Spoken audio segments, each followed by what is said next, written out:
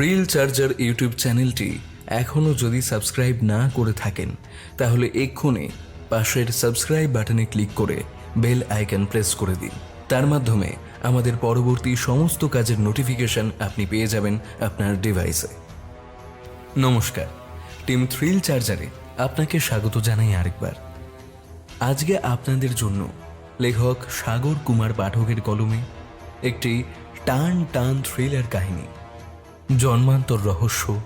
পুনর্জন্ম বলে সত্যি কি কিছু আছে, নাকি সেটা কেবলমাত্র মানুষের একটা খেয়াল, একটা অভিমত যেটা বছরের পর বছর একটা ইউটোপিয়ার মতন আমাদের মধ্যে রয়েছে। আজকের গল্পে আমরা সেই ধরনের কিছু প্রশ্ন এবং প্রশ্নের উত্তর খোঁজার চেষ্টা করব। আজকের গল্প পাঠে ও গল্পের সূত্রধার আমি অভিক। মুখ্য ভূমিকায় বুবাই, দিব্যেন্দু দাস, পার্থ অরণ্যদেব এবং দীপম। অন্যান্য বিভিন্ন চরিত্রে অধ্যায় সাহা, প্রভাকর, শ্রীরূপ, পারমিতা, বর্ণালী, সৌরভ সাহা, সাগর পাঠক, সুপ্রজা, পারমিতা, সৃজিতা এবং আমি অভিক। শব্দ সংযোজনে সুদেশনা, আবহ নির্মাণ কৌশিক বসু, প্রচ্ছদ নির্মাণ সৌম্যদীপ। তাহলে চলুন শুরু করা যাক আমাদের আজকের কাহিনী। লেখক সাগর কুমার পাঠকের কলমে জন্মান্তর রহস্য। পূর্ণিমার রাতের আকাশ যে এত কালো হতে পারে ভবানী ভাবেনি। নিকষ কালো মেঘ পূর্ণিমার চাঁদের মুখটা পুরো ঢেকে দিয়েছে। প্রচণ্ড হাওয়া, সাথে বৃষ্টির ফোঁটাগুলো মুখে এসে যখন লাগছিল, রীতিমতো গালের চামড়ায় ব্যথা করছিল। হেলমেটের সামনে স্বচ্ছ আবরণটা ভেঙে গেছে কদিন আগের একটা ছোট্ট অ্যাক্সিডেন্টে। বাঁ পায়ে এখনও ব্যথা আছে। সেদিনের অ্যাক্সিডেন্টের পর থেকেই খুব সাবধান হয়ে গাড়ি চালায় ভবানী। সেদিনের অ্যাক্সিডেন্টের দিন এইরকমই এই রাস্তা দিয়ে বাড়ি ফিরছিল। বাইক চালাতে চালাতে বোধহয় একটু অন্যমনস্ক হয়ে পড়েছিল। সামনের লরিটা হঠাৎ যে কখন ব্রেক কষেছে বুঝতেই পারেনি। যখন সম্বিত ফিরল তখন অনেক দেরি হয়ে গেছে। প্রাণপণে ব্রেক কষতেই পেছনের চাকাটা স্কিড করে বাঁ দিকে বাইকটা নিয়ে উল্টে পড়েছিল। হেলমেট সহ মাথাটা সরাসরি ধাক্কা মেরেছিল লরির বাম পারে। লরির পেছনে লেখা ডেঞ্জার শব্দটা তখন চোখের সামনে ভেসে উঠেছিল। ধাক্কায় হেলমেটের সামনের স্বচ্ছ প্লাস্টিকের অংশটা ভেঙে চুরমার হয়ে গিয়েছিল। কোনো রকমে বাইকটা নিয়ে যখন সোজা হয়ে উঠে দাঁড়ালো তখন বাঁ পায়ে বেশ ব্যথা করছে। কোনো রকমে বাইক চালিয়ে বাড়ি ফিরেছিল সেদিন রাতে। গত 3 দিন সে বাড়িতেই শুয়েছিল ডাক্তারবাবুর পরামর্শ মতো। 3 দিন পর কিছুটা বাধ্য হয়েই ব্যবসার কাজে আজ বেরিয়েছিল সে। এখন যে ব্যবসাটা সে করে সেটা বিশেষ ভালো চলছে না, তাই নতুন করে হোটেলের ব্যবসায় নামতে চলেছে সে। এখন একটু রাত হয়ে গেছে। স্টেশনের গ্যারেজ থেকে বাইক নেওয়ার সময় অনিতাকে যখন ফোন করেছে তখনই রাত 10টা বেজে গেছে। আজ আবার অনিতা মুখ ভার করে বসে থাকবে। আজকাল জানি একটু অল্পতেই রেগে যায় অনিতা। সম্বন্ধ করে মাত্র 6 মাস আগেই অনিতার সঙ্গে বিয়ে হয়েছে তার। বিধবা মায়ের একমাত্র সন্তান সে। তবে আরেকটু ভালো করে সংসার চালানোর জন্য ব্যবসার কাজে একটু বেশি সময় দিতে হয় তাকে। তাই পরিবারের জন্য বিশেষ করে অনিতাকে আজকাল বিশেষ সময় দিতে পারে না সে। সেই জন্যই সে একটু অপরাধ বোধেও ভোগে আজকাল। আজ আবার সেই একই ঘটনা। এইসব ভাবতে ভাবতে বাইকের স্পিড বাড়িয়ে দিল সে। স্টেশন থেকে বাড়ি এই 7 কিলোমিটার রাস্তা আজ যেন শেষই হতে চাইছে না। জায়গাটা একটু নির্জন, আলো প্রায় নেই বললেই চলে। পিচের রাস্তার দুপাশে প্রচুর গাছপালা। রাস্তার দুপাশের ল্যাম্পপোস্টের আলোগুলো অধিকাংশই জ্বলে না। যে কটা জ্বলে তার হলদে মিটমিটে আলো অন্ধকারকে যেন আরো ঘোলাটে করে তুলেছে। বাইকের হেডলাইটের আলোই যা ভরসা। হঠাৎ চোখে পড়ল রাস্তার ধারে একজন মানুষ হাত দেখিয়ে তাকে দাঁড়াতে ইশারা করছে। সম্ভবত চুড়িদার পরা একজন মহিলা। আর একটু কাছে এগোতেই মনে হলো দাঁড়িয়ে থাকা মহিলাটা তার খুব চেনা। বাইকটা রাস্তার পাশে দাঁড় করিয়ে বাইকের হেডলাইটের আলোটা মেয়েটার দিকে ঘোরালো।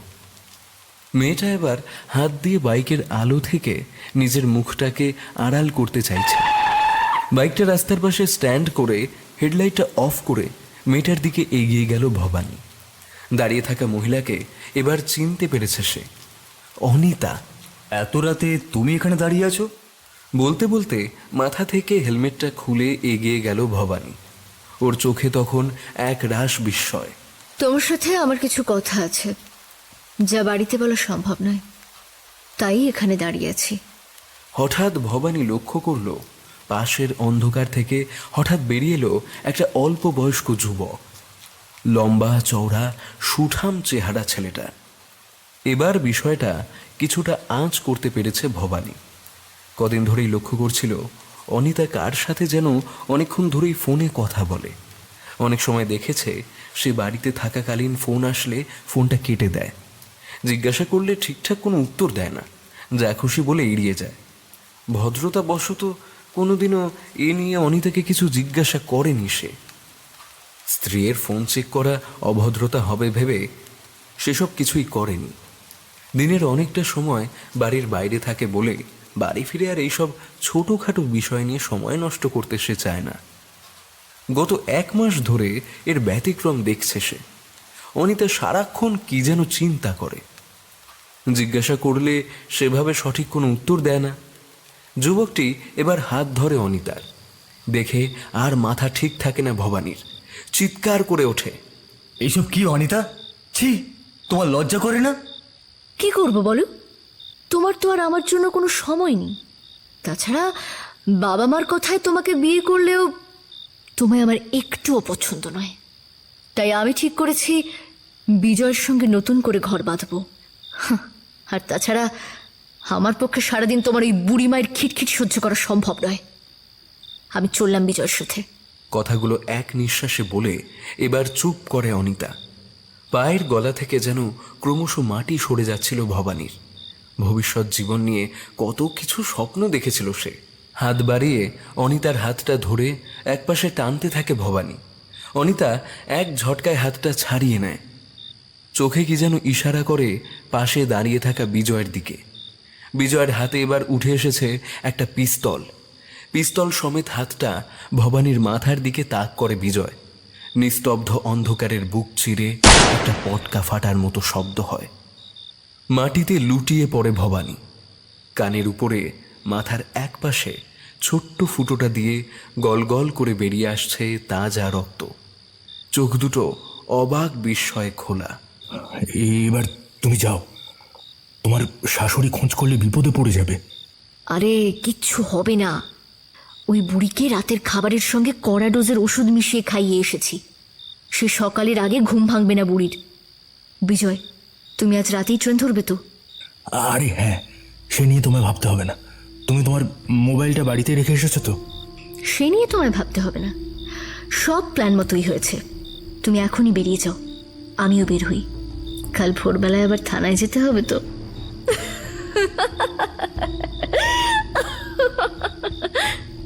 বলে দুজনেই চাপা হাসিতে ফেটে পড়ে। এরপর দুজন দুদিকে রওনা হয়ে যায়। আকাশে কালো মেঘের ফাঁক দিয়ে তখন উঁকি মারছে পূর্ণিমার গোল থালার মতো চাঁদ। আর রাস্তার ধারে জল কাদার ঘাসের উপর উপুর হয়ে আছে একটা দেহ।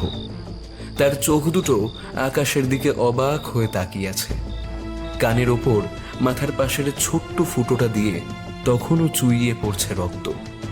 সেই রক্তের ধারা এসে মিশেছে জল কাদা মেশানো ঘাসে।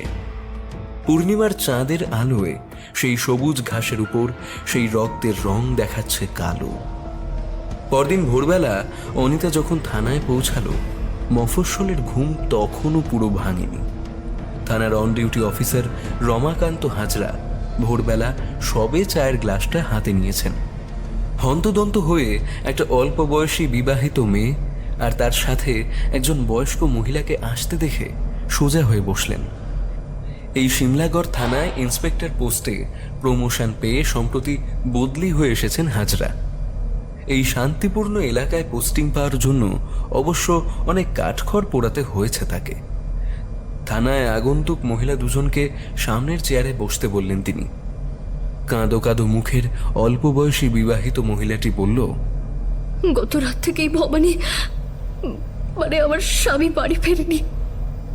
গতকাল রাত 10টা নাগাদ ট্রেন থেকে নেমে আমায় ফোন করেছিল, বলেছিল আর কিছুক্ষণের মধ্যেই বাড়ি চলে আসবে, কিন্তু রাত 12টা বাজার পরেও মানুষটা বাড়ি না আসায় আমি ওর নাম্বারে অনেকবার ফোন করেছি।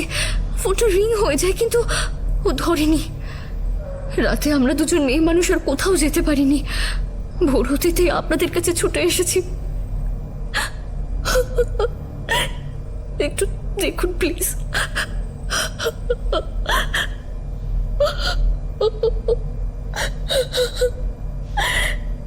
বলেই কান্নায় ভেঙে পড়ে মেয়েটি।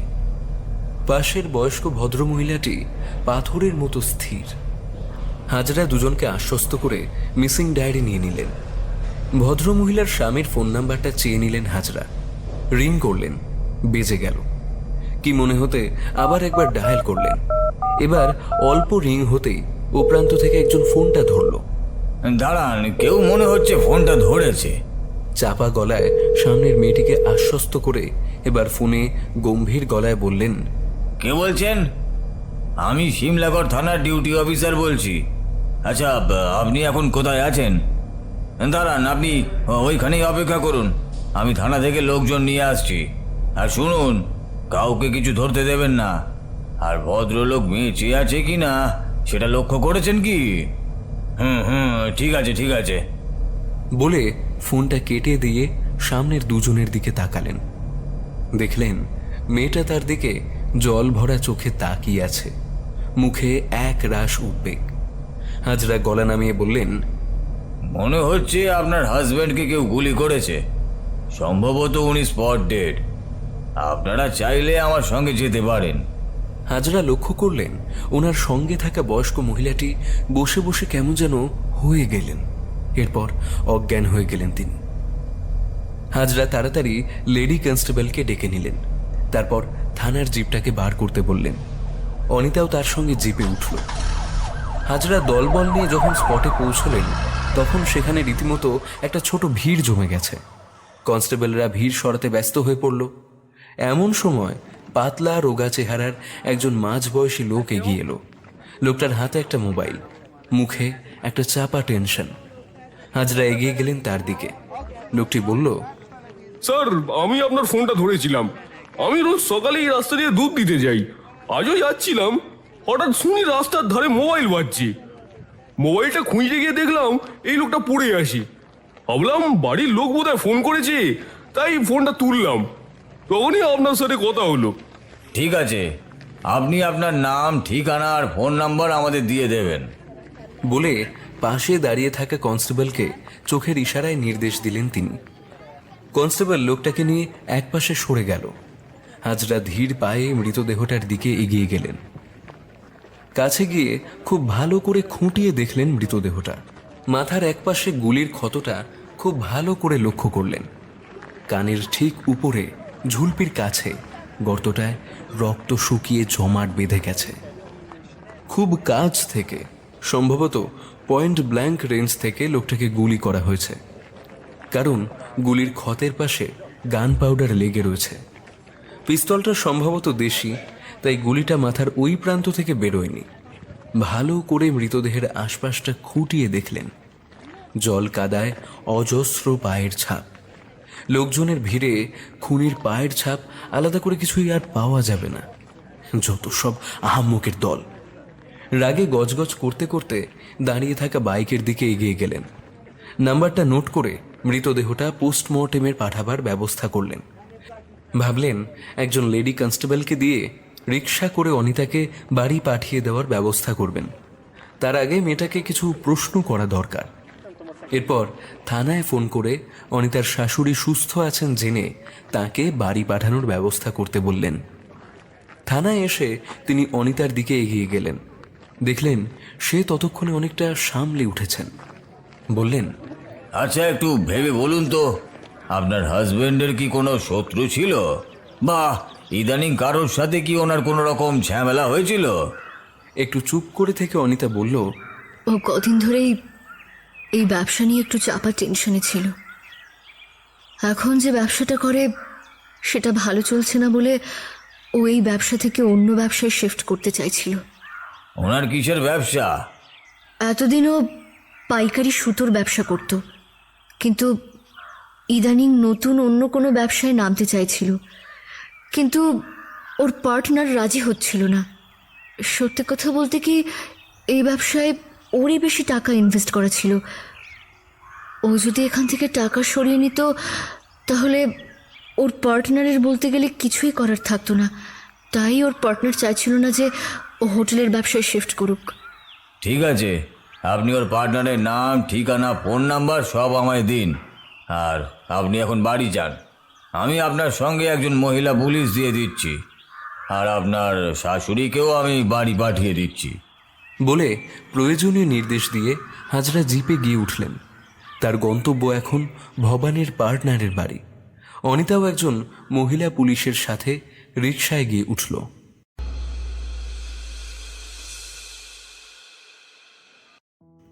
সৌম্য চাকরির অ্যাপয়েন্টমেন্ট লেটারটা যখন হাতে পায় তখন বেকারই বসেছিল সে। সামান্য কটা টিউশনিয়ে যা ভরসা ছিল। বাবার বন্ধু রমা কাকু তার ব্যক্তিগত উদ্যোগেই চাকরিটা জোগাড় করে দিয়েছিল। বিহারের প্রত্যন্ত একটা স্কুলে ইংরেজি শিক্ষকের চাকরি।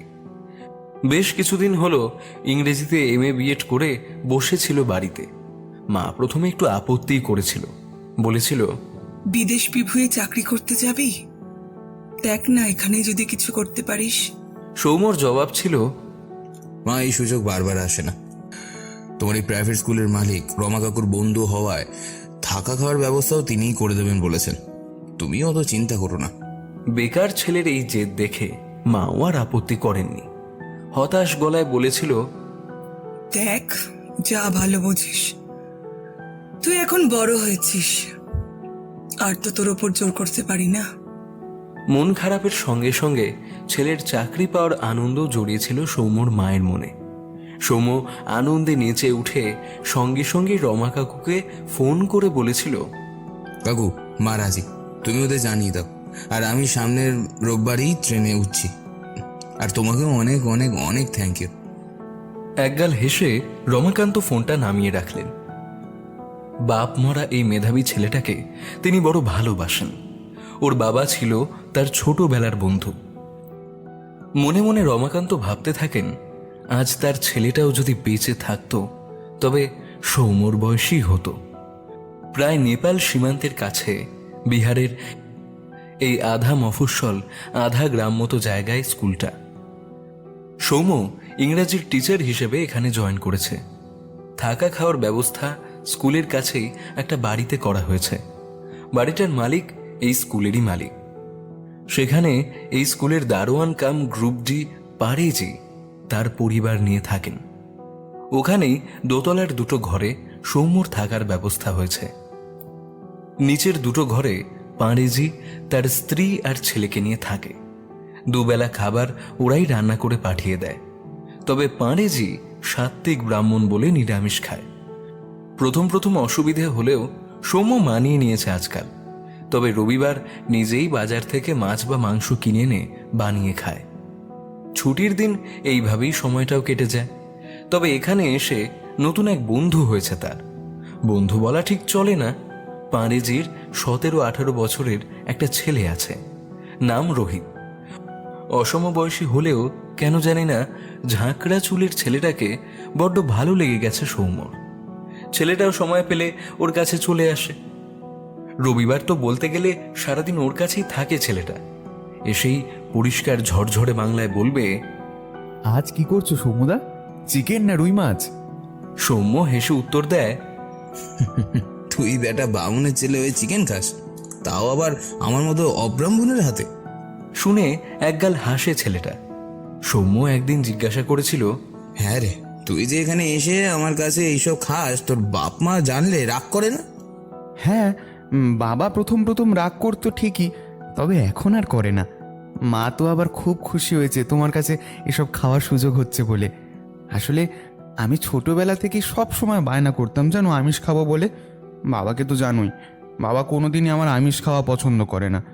তবে সত্যি কথা বলছি, মা আমায় মাঝে মাঝেই বাবাকে লুকিয়ে নানা রকম আমিষ পদ রান্না করে খাওয়াতো। আসলে খুব ছোট থেকেই আমি খুব মাছ মাংস খেতে ভালোবাসতাম, তাই বাবা স্কুলে চলে গেলে মা লুকিয়ে আমাকে এইসব খাওয়াতো। বাবা একবার জানতে পেরে খুব অশান্তি করেছিল। তুমি আসাতে আর মায়ের ঝামেলা পোহাতে হয় না। সৌম্য হেসে বলে, ঠিক আছে, দাঁড়া, মাইনে পাই, তোকে একদিন মাটন রান্না করে খাওয়াবো। রোহিতের গালে তখন এক গাল হাসি। পরদিন সকাল থেকে মুষলধারে বৃষ্টি শুরু হলো। সৌম্য বৃষ্টির মধ্যেই ছাতা নিয়ে স্কুলে গেল, কিন্তু রেইনি ডে বলে ছেলে মেয়ে কম আসায় স্কুলে তাড়াতাড়ি ছুটি হয়ে গেল। সৌম্য বিকেল থেকে অনেকক্ষণ অপেক্ষা করলো রোহিত আসবে বলে, কিন্তু ছেলেটার কোনো পাত্তা নেই। আজ পাঁড়েজিকে বারণ করে দিয়েছে রাতের খাবার দেওয়ার জন্য। আজ ঠিক করেছে রাতে খিচুড়ি আর ডিম ভাজা বানাবে।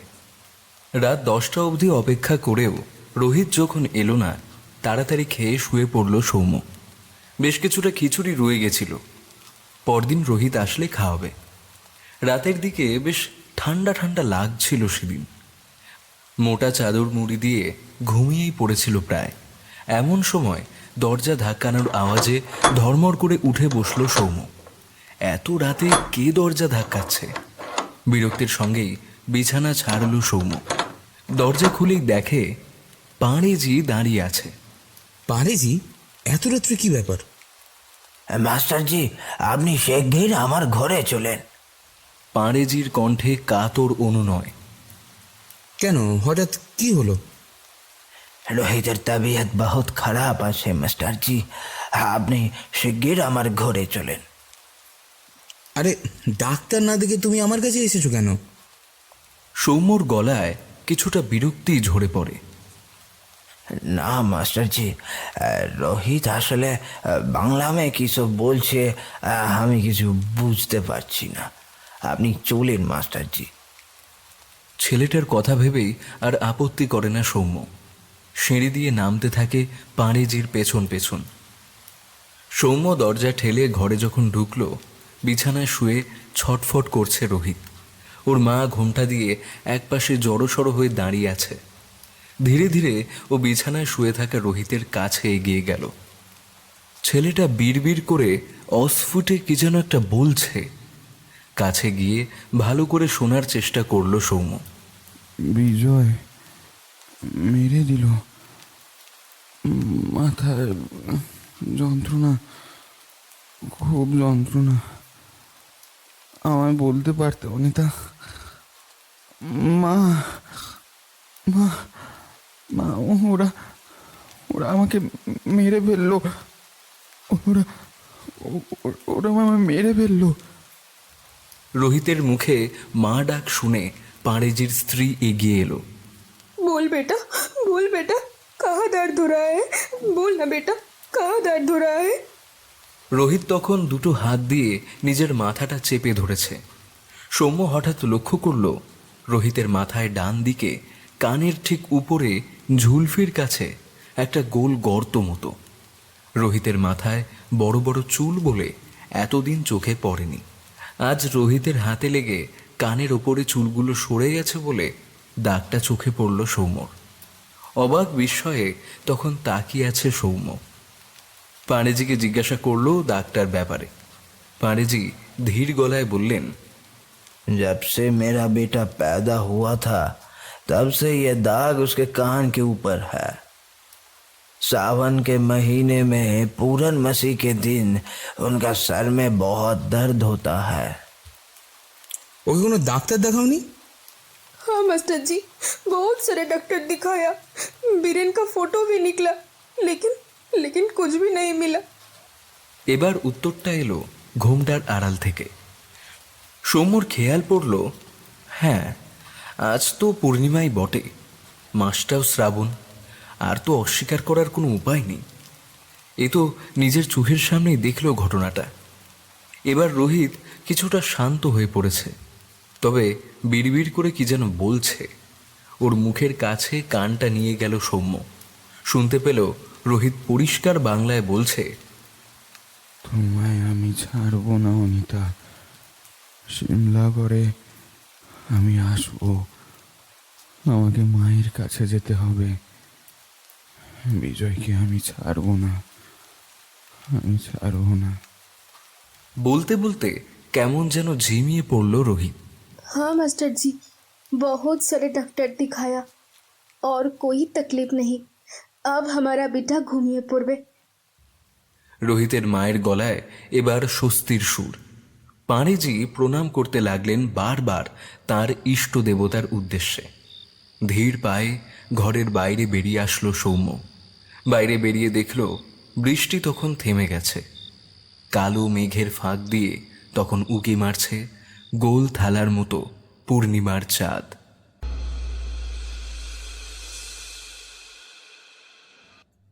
সোমবার থেকে স্কুলে পরীক্ষা শুরু হওয়ায় রবিবার রাতের কথা প্রায় ভুলেই গিয়েছিল সৌম্য। কদিন রোহিত আর আসেনি সৌম্যর কাছে। 3 দিন পর স্কুলে পাঁড়েজি টিচার্স রুমে এসে হাজির হলো। সেদিন পরীক্ষায় গার্ড দেওয়ার ডিউটি ছিল না বলে পরীক্ষার খাতাগুলো দেখছিল সৌম্য। টিচার্স রুম বলতে গেলে প্রায় ফাঁকাই ছিল, তাও পাঁড়েজির ইশারায় রুম থেকে বেরিয়ে এলো সৌম্য। দেখল খেলার মাঠের এক কোণে দাঁড়িয়ে আছে পাঁড়েজি। সৌম্য সামনে এসে দেখল ওনার চোখে জল। ধরা গলায় পাঁড়েজি বলল, মাস্টারজি, ভাবছি রোহিতকে কলকাতা এক বড় ডাক্তার দেখাবো। आपका जान पहचान में कोई डॉक्टर है क्या? नहीं तो कोई बड़ा अस्पताल में उसको दिखाएंगे। সৌম্য কিছুক্ষণ চিন্তা করে নিয়ে বলল, আপনি আমাকে 2 দিন সময় দিন, আমি দেখছি কিছু ব্যবস্থা করতে পারি কিনা। আর কিছু না বলে মাথা নেড়ে বিষণ্ণ মুখে পাঁড়েজি চলে গেল। স্কুল থেকে ফিরে সৌম্য কিছুক্ষণ চিন্তা করল। তারপর মোবাইলে ডায়াল করলো অনিককে। অনিক ওর স্কুল জীবনের বন্ধু। এখন সে একজন পেশাদার সাইকোলজিস্ট। ইদানিং ওর বেশ নামডাক হয়েছে বলে শুনেছে সৌম্য। হ্যালো, আমি সৌম্য বলছি। হ্যাঁ বল, তোর খবর কি? শুনলাম তুই নাকি বিহারের কোন একটা স্কুলে চাকরি পেয়েছিস। হ্যাঁ রে ভাই, ঠিকই শুনেছিস। শোন না, বিহারের যে স্কুলে আমি জয়েন করেছি সেখানকার একজন স্টাফের ছেলে খুব অসুস্থ। তুই কি একটু ওকে দেখতে পারবি? কেন, কি সমস্যা? এরপর সৌম্য সংক্ষেপে এখানে আসার পর যা যা হয়েছে সব বলল। সব শুনে অনিক বলল, তুই এক কাজ কর, ছেলেটাকে নিয়ে তুই আমাদের এখানে চলে আয়, আমি ওর সাথে কটা সিটিং করব। ঠিক আছে, তাই হবে। সামনের রবিবার আমি কলকাতায় আসছি। স্কুলের মালিককে ছুটির কথা বলতেই উনি রাজি হয়ে গেলেন। উনি সম্ভবত রোহিতের ব্যাপারটা কিছুটা জেনেছিলেন। সৌম্য মাকে ফোন করে কলকাতা আসার কথা জানালে তিনি খুবই খুশি হলেন। শনিবার রাত্রেই ট্রেনে চাপল সৌম্য, সঙ্গে রোহিত। রোহিতের বাবা মা অশ্রু সজল চোখে ওদের স্টেশনে ছাড়তে এসেছিলেন। সারা রাস্তা ট্রেনে আর বিশেষ কথা বলল না রোহিত। সৌম্য আর বিশেষ কিছু জিজ্ঞাসা করল না।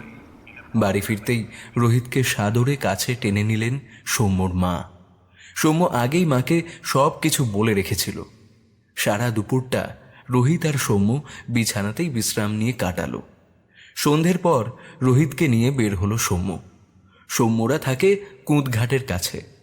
রোহিতকে নিয়ে কালীঘাট মন্দির দর্শন করে রাসবিহারীতে অনিকের চেম্বারে যখন পৌঁছল তখন রাত 8টা বেজে গেছে। চেম্বারের সামনে পৌঁছে সৌম্য ফোন করলো অনিককে। আমি এসে গেছি রোহিতকে নিয়ে, বাইরে অপেক্ষা করছি। তুই রোহিতকে নিয়ে চেম্বারের ভেতরে চলে আয়। অনেকদিন পর অনিকের সাথে দেখা হলো সৌম্যর। একটু পরিবর্তন হয়েছে অনিকের চেহারায়। অনেক বরাবরই ফর্সা, লম্বা, সুগঠিত চেহারার অধিকারী। এখন চেহারার মধ্যে একটা আত্মবিশ্বাসের ছাপ পড়েছে। দাড়ি গোঁফ কামানো মুখমণ্ডলে নীলচে আভা, যাকে বলে 5 o'clock শেড। সৌম্য দেখল মাঝবয়সী একজন ভদ্রলোক অনিকের উল্টো দিকের চেয়ারে বসে আছে। কাঁচা পাকা চুল, ভারী গোলগাল চেহারা, রংটা একটু চাপার দিকে। হাতে একটা বড় মিষ্টির বাক্স ধরা, মুখে বিগলিত ভাব। স্যার, আপনার জন্যই আমার স্ত্রী সুস্থ হতে পেরেছে। প্লিজ স্যার, আপনাকে যেতেই হবে। সৌম্যদের দেখে থতমত খেয়ে ভদ্রলোক একটু চুপ করে গেলেন। অনেক বুঝতে পেরে বলল, শঙ্করবাবু, আপনি নির্দ্বিধায় কথা বলতে পারেন, এরা আমার বন্ধু। এই তোরা বস। বলে সামনের চেয়ারগুলো দেখিয়ে দিল অনিক। সৌম্যরা বসল। শঙ্করবাবু আবার কথা বলা শুরু করলেন। আসলে আমার মিসেসের খুব ইচ্ছা আপনি যদি একবার ওখানে যান। দীঘায় এই পুরনো হোটেলখানা কিনে রেনোভেট করে আমি আবার নতুন করে শুরু করেছি। ওর ইচ্ছা এর উদ্বোধন আপনার হাতেই হোক, সাথে আপনার বন্ধুদেরও নিয়ে আসতে পারেন। বলে সৌম্য আর রোহিতের দিকে নির্দেশ করলেন শঙ্করবাবু। সৌম্য এবার প্রশ্ন ভরা চোখে ভদ্রলোকের দিকে তাকালো। শঙ্করবাবু উৎসাহ নিয়ে বলতে শুরু করলেন। আসলে আমার স্ত্রী বহুদিন ধরে অসুস্থ ছিল, সব সময় আতঙ্কে থাকতো কেউ ওর ক্ষতি করতে আসছে, কাউকে বিশ্বাস করতো না। তারপর তারপর স্যারের কাছে দীর্ঘদিন চিকিৎসা করে ও এখন সম্পূর্ণ সুস্থ। স্ত্রীর অসুস্থতার জন্য আমি ব্যবসার কাছেও মন দিতে পারিনি। এবারে আমি একটা পুরনো হোটেল কিনে নতুন করে সাজিয়ে শুরু করব। ভাবছি স্যারের হাতেই উদ্বোধনটা করব, অন্তত আমার স্ত্রীর তাই ইচ্ছা। অনেক এবার কিছুটা দায়সারাভাবে উত্তর দিল। ঠিক আছে, সে নয় হবেক্ষণ। আসলে শঙ্করবাবুকে তাড়াতাড়ি বিদায় করাই ওর উদ্দেশ্য, তা বুঝতে পারল সৌম্য। স্যার আপনারাও আসুন না। হাত কচলে বিগলিত গলায় বললেন শঙ্করবাবু। ঠিক আছে, আমরা দেখছি কি করা যায়। কালকের মধ্যে আপনাকে ফোন করে আমি সবটাই জানাচ্ছি। এরপর মিষ্টির বাক্সটা অনিকের হাতে তুলে দিয়ে শঙ্করবাবু বিদায় নিলেন। এতক্ষণ সৌম্য চুপ করেই ছিল, এবার মুখ খুলল। তোর তো দেখছি ভালোই ফ্যান ফলোয়িং, এবার আমার কেসে দেখ। বলে রোহিতের দিকে আর চোখে তাকালো সৌম্য। রোহিত এতক্ষণ স্থির হয়ে বসেছিল। অনিক এবার রোহিতের দিকে তাকালো, তারপর সৌম্যর দিকে ফিরে বলল, আমি রোহিতকে নিয়ে আমার অ্যান্টি চেম্বারে যাচ্ছি, তুই এখানে বস। এই কিছু মনে করিস না কেমন? আমার ওর সঙ্গে আলাদা করে কথা বলতে হবে, প্রফেশনাল এথিক্স আর কি, বুঝতেই তো পারছিস। তুই বস। সৌম্য সানন্দে রাজি হলো। সত্যি বলতে কি, ও এটাই মনে মনে চাইছিল।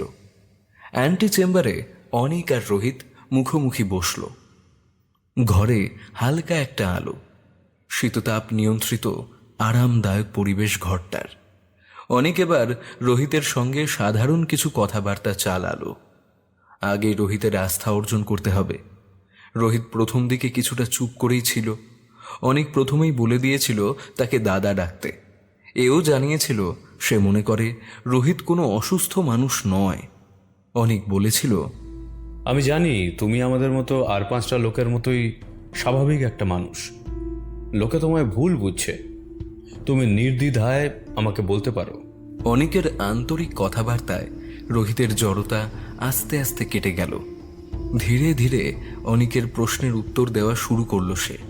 তোমার যখন শরীর খারাপ হয় তখন কি সমস্যা হয় রোহিত? আমার খুব মাথার যন্ত্রণা হয় দাদা। আমার চোখের সামনে সিনেমার মতন কিছু ছবি ভাসতে থাকে। কিরকম ছবি? ছবি বলতে একটা জায়গা, আমি আগে সেখানে থাকতাম। আমার একটা বাড়ি আছে, দোতলা, বাইরে প্লাস্টার নেই। আর কিছু? হ্যাঁ, আমার মা আছে, অনেক বয়স হয়েছে, আমায় খুব ভালোবাসে। আমাকে মায়ের কাছে যেতে হবে। তোমার আর কিছু মনে পড়ছে? তোমার নাম, ঠিকানা? একটু চুপ করে রোহিত, এক মনে কি যেন চিন্তা করে। তারপর আস্তে আস্তে বলে, সিমলাগড়। বাইক, আমার বাইক অ্যাক্সিডেন্ট হয়েছিল, পায়ে ব্যথা। এরপরই মাথার দুপাশটা হাত দিয়ে চেপে ধরে। অনেক বুঝতে পারে আজকে আর এগোনো যাবে না। তাড়াতাড়ি বলে ওঠে, ঠিক আছে রোহিত, আজ এই অবধিই থাক। এরপর রোহিতকে নিয়ে অ্যান্টি চেম্বার থেকে বেরিয়ে আসে। বাইরে সৌম্য তখন উদ্বিগ্ন মুখে অপেক্ষা করছে। অনেক বলে, শোন, তুই এখন ওকে নিয়ে যা, ঠিক আছে? আমি তোকে কাল একবার ফোন করব। সৌম্য রোহিতকে নিয়ে বাইরে বেরিয়ে আসে। বুঝতে পারে আজ রোহিতের উপর অনেক ধকল গেছে, তাই রাসবিহারীর মোড়ে এসে বলে, চল আজ তোকে রেস্টুরেন্টে ভালো মাটন বিরিয়ানি খাওয়াবো। এতক্ষণে রোহিতের মুখে ফুটে ওঠে হাসি। রাতের বেলা খেয়ে দিয়ে ওরা যখন বাড়ি ঢুকলো তখন রাত 10টা বেজে গেছে। ওরা খেয়ে এসেছে শুনে সৌম্যর মা খুব রেগে গেলেন। বললেন, তোরা খেয়ে দিয়ে আসবি জানলে আমি এত রাত্রে বসে রান্না করতাম না। ছেলেটা মাছ খেতে ভালোবাসে বলে আমি একটু মাছ রান্না করেছিলাম। ঠিক আছে, কাল খাবো মা, তোমার কোনো চিন্তা নেই। বলে রোহিতকে নিয়ে ঘরে ঢুকে গেল সৌম্য। রাতে বিছানায় শুয়ে সৌম্য রোহিতকে জিজ্ঞাসা করলো, অনেককে কেমন দেখলি? অনেকটা খুব ভালো। একটু মজা করেই জিজ্ঞাসা করলো সৌম্য। আর আমি? তুমিও ভালো। আসলে সবাই আমায় ভুল বোঝে বলে কারোর সাথে কথা বলতে ইচ্ছে করে না।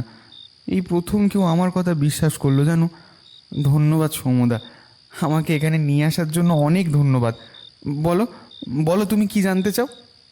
আচ্ছা, তুই যে এসব বলিস সেটা কবে থেকে? আসলে আমার অনেক ছোটোবেলা থেকেই এটা হচ্ছে। আমার খালি মনে হয় আমি অন্য জায়গায় থাকতাম।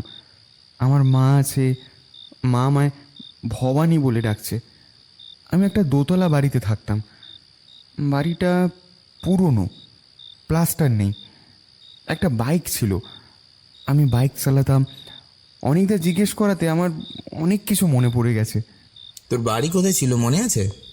হ্যাঁ, সিমলাগড়, বর্ধমানের কাছে। বেশি চিন্তা করলে আমার খুব মাথা যন্ত্রণা হয়। তখন আমার চোখের সামনে সিনেমার মতন সব কিছু ভাসতে থাকে। ওরে তোরা এবার ঘুমো, কাল সকালে আবার গল্প করবি। ঘরের আলো নিভিয়ে দিতে এসে সৌম্যর মা এবার একটু মৃদু স্বরে বকলেন ওদের। ওরাও আর কথা না বাড়িয়ে চুপচাপ শুয়ে পড়ল। সকালবেলা ঘুম থেকে উঠেই রমা কাকুকে ফোন করলো সৌম্য, কারণ জানে রমা কাকুর অনেক ভোরে উঠে মর্নিং ওয়াকে যাওয়ার অভ্যাস। বল, এই নতুন চাকরি কেমন লাগছে? ভালোই। একদিন আয় আমার বাড়ি। কলকাতায় আর কদিন থাকবি? দেখি, খুব বেশি দিন তো ছুটি পাবো না। না না, নতুন চাকরি, বেশি ছুটি নিয়ে কাজও নেই। শোনো কাকু, একটা বিশেষ দরকারে তোমায় ফোন করলাম। তুমি অনেকদিন সিমলা করে পোস্টিং ছিলে না? হ্যাঁ, তা তো ছিলাম, কিন্তু হঠাৎ এই কথা। আচ্ছা কাকু, তুমি আজকে বেলার দিকে বাড়িতে থাকবে? তাহলে একবার যেতাম, ওই ধরো 11টার দিকে। রোহিতকে ঘর থেকে বেরিয়ে আসতে দেখে একটু সাবধান হয়ে যায় সৌম্য। আমি তাড়াতাড়ি বাজার করে আজকে চলে আসবো, তুই আয়।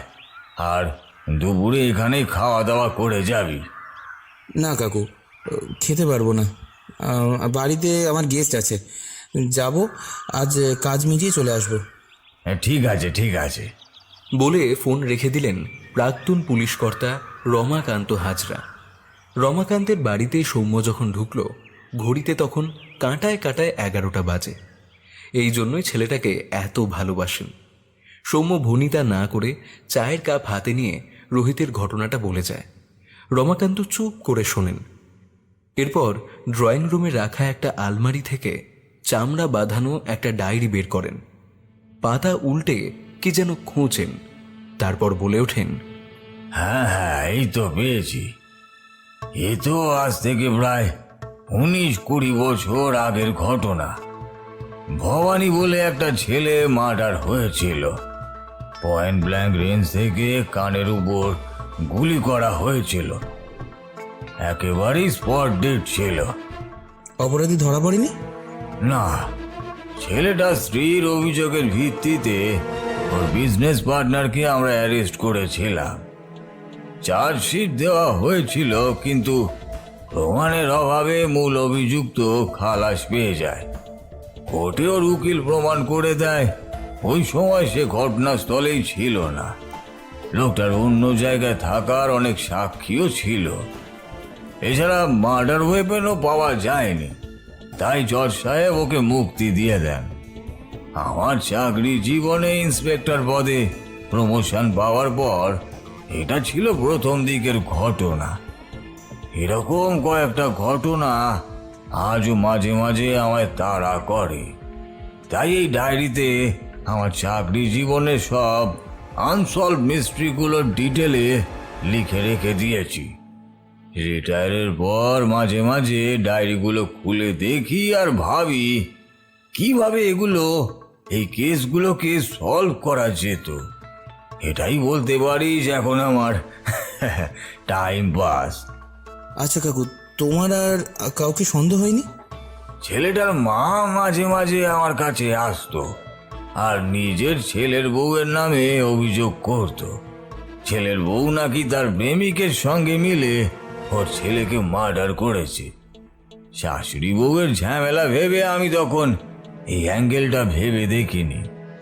তখন খুনি পাকড়াও করে ফেলেছি ভেবেই আমি আত্মবিশ্বাসী ছিলাম। এখন মনে হয় আমি ভুলই করেছিলাম। ওর ছেলের বউয়ের আর খোঁজ নাওনি? না, আসলে মেয়েটা তার পরপরই বাপের বাড়ি চলে যায়। বুড়িও আর যোগাযোগ রাখেনি। যে ছেলেটা মার্ডার হয়েছিল মানে ভবানী, এর ঠিকানা কিছু আছে? হ্যাঁ, আছে তো।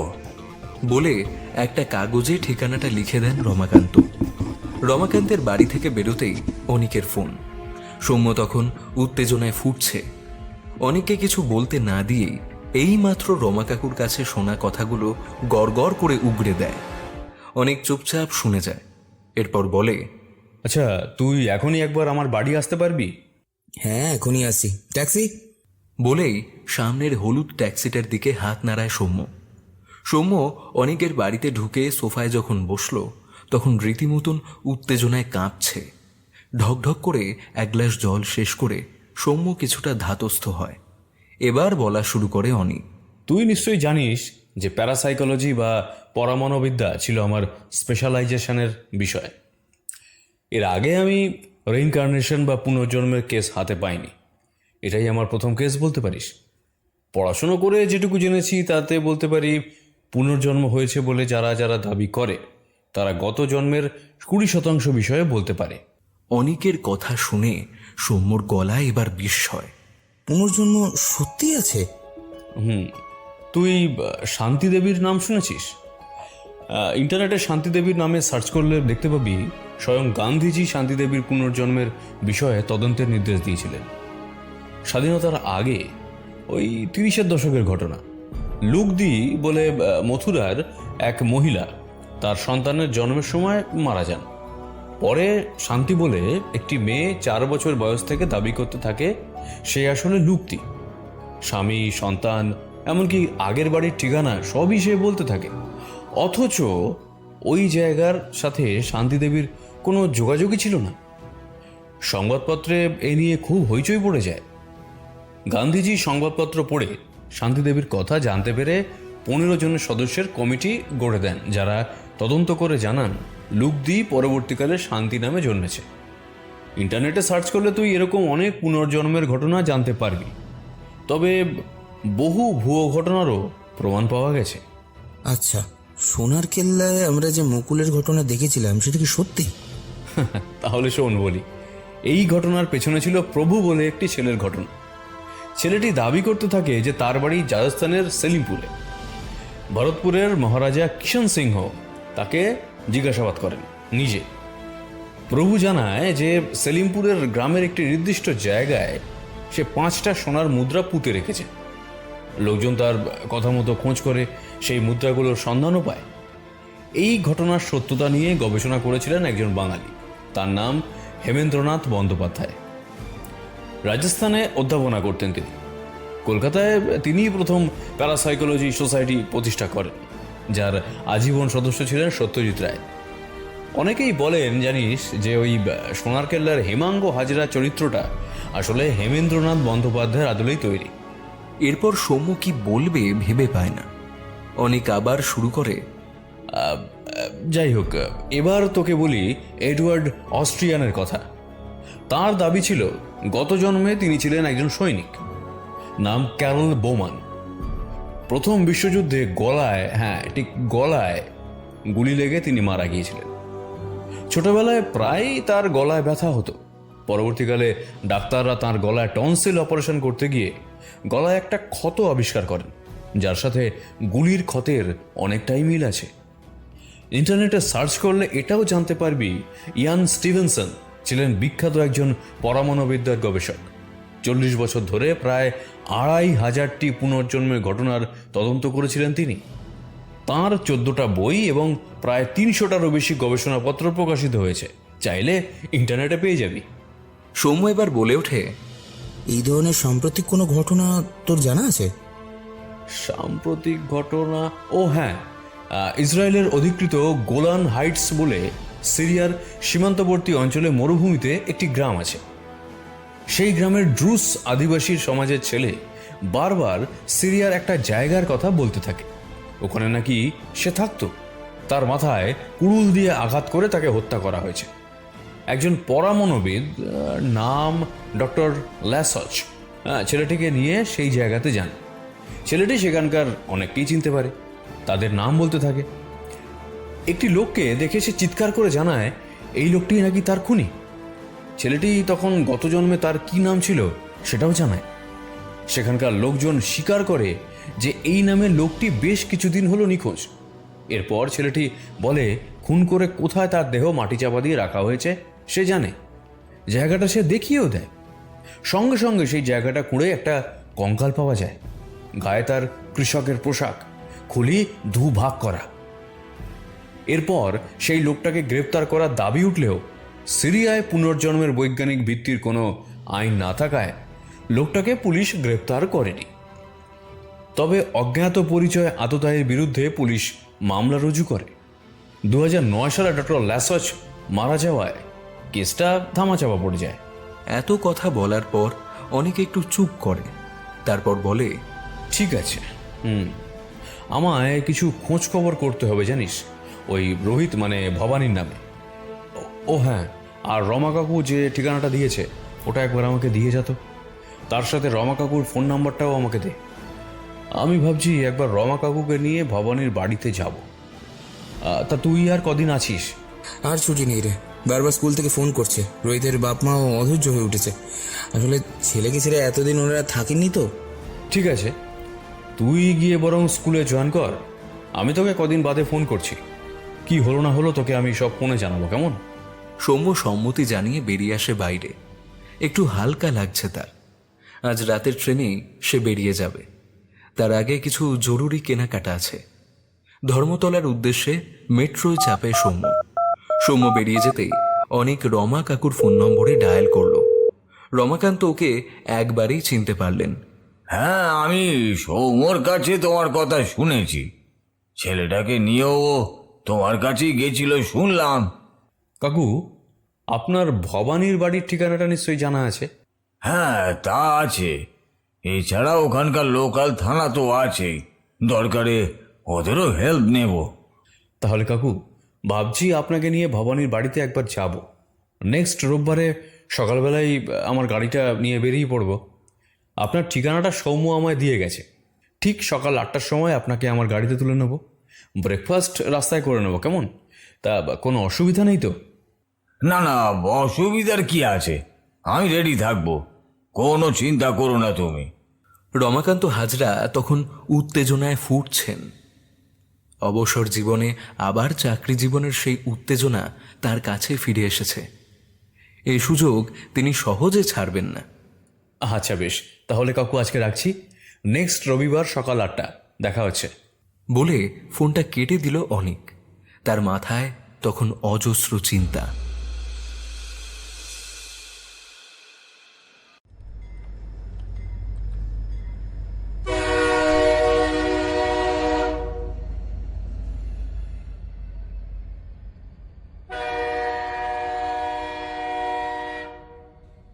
এবার ট্রেনে যেতে যেতে রোহিত সৌম্যর সাথে প্রায় সারা রাস্তায় গল্প করতে করতে গেল।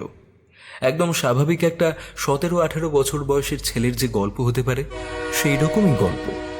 সৌম্য এবার ঠিক করেছে যে রোহিত যদি গত জন্মের কোনো নতুন তথ্য দেয় সেটাও লিখে রাখবে এবং পরে সেটা অনেককে জানাবে।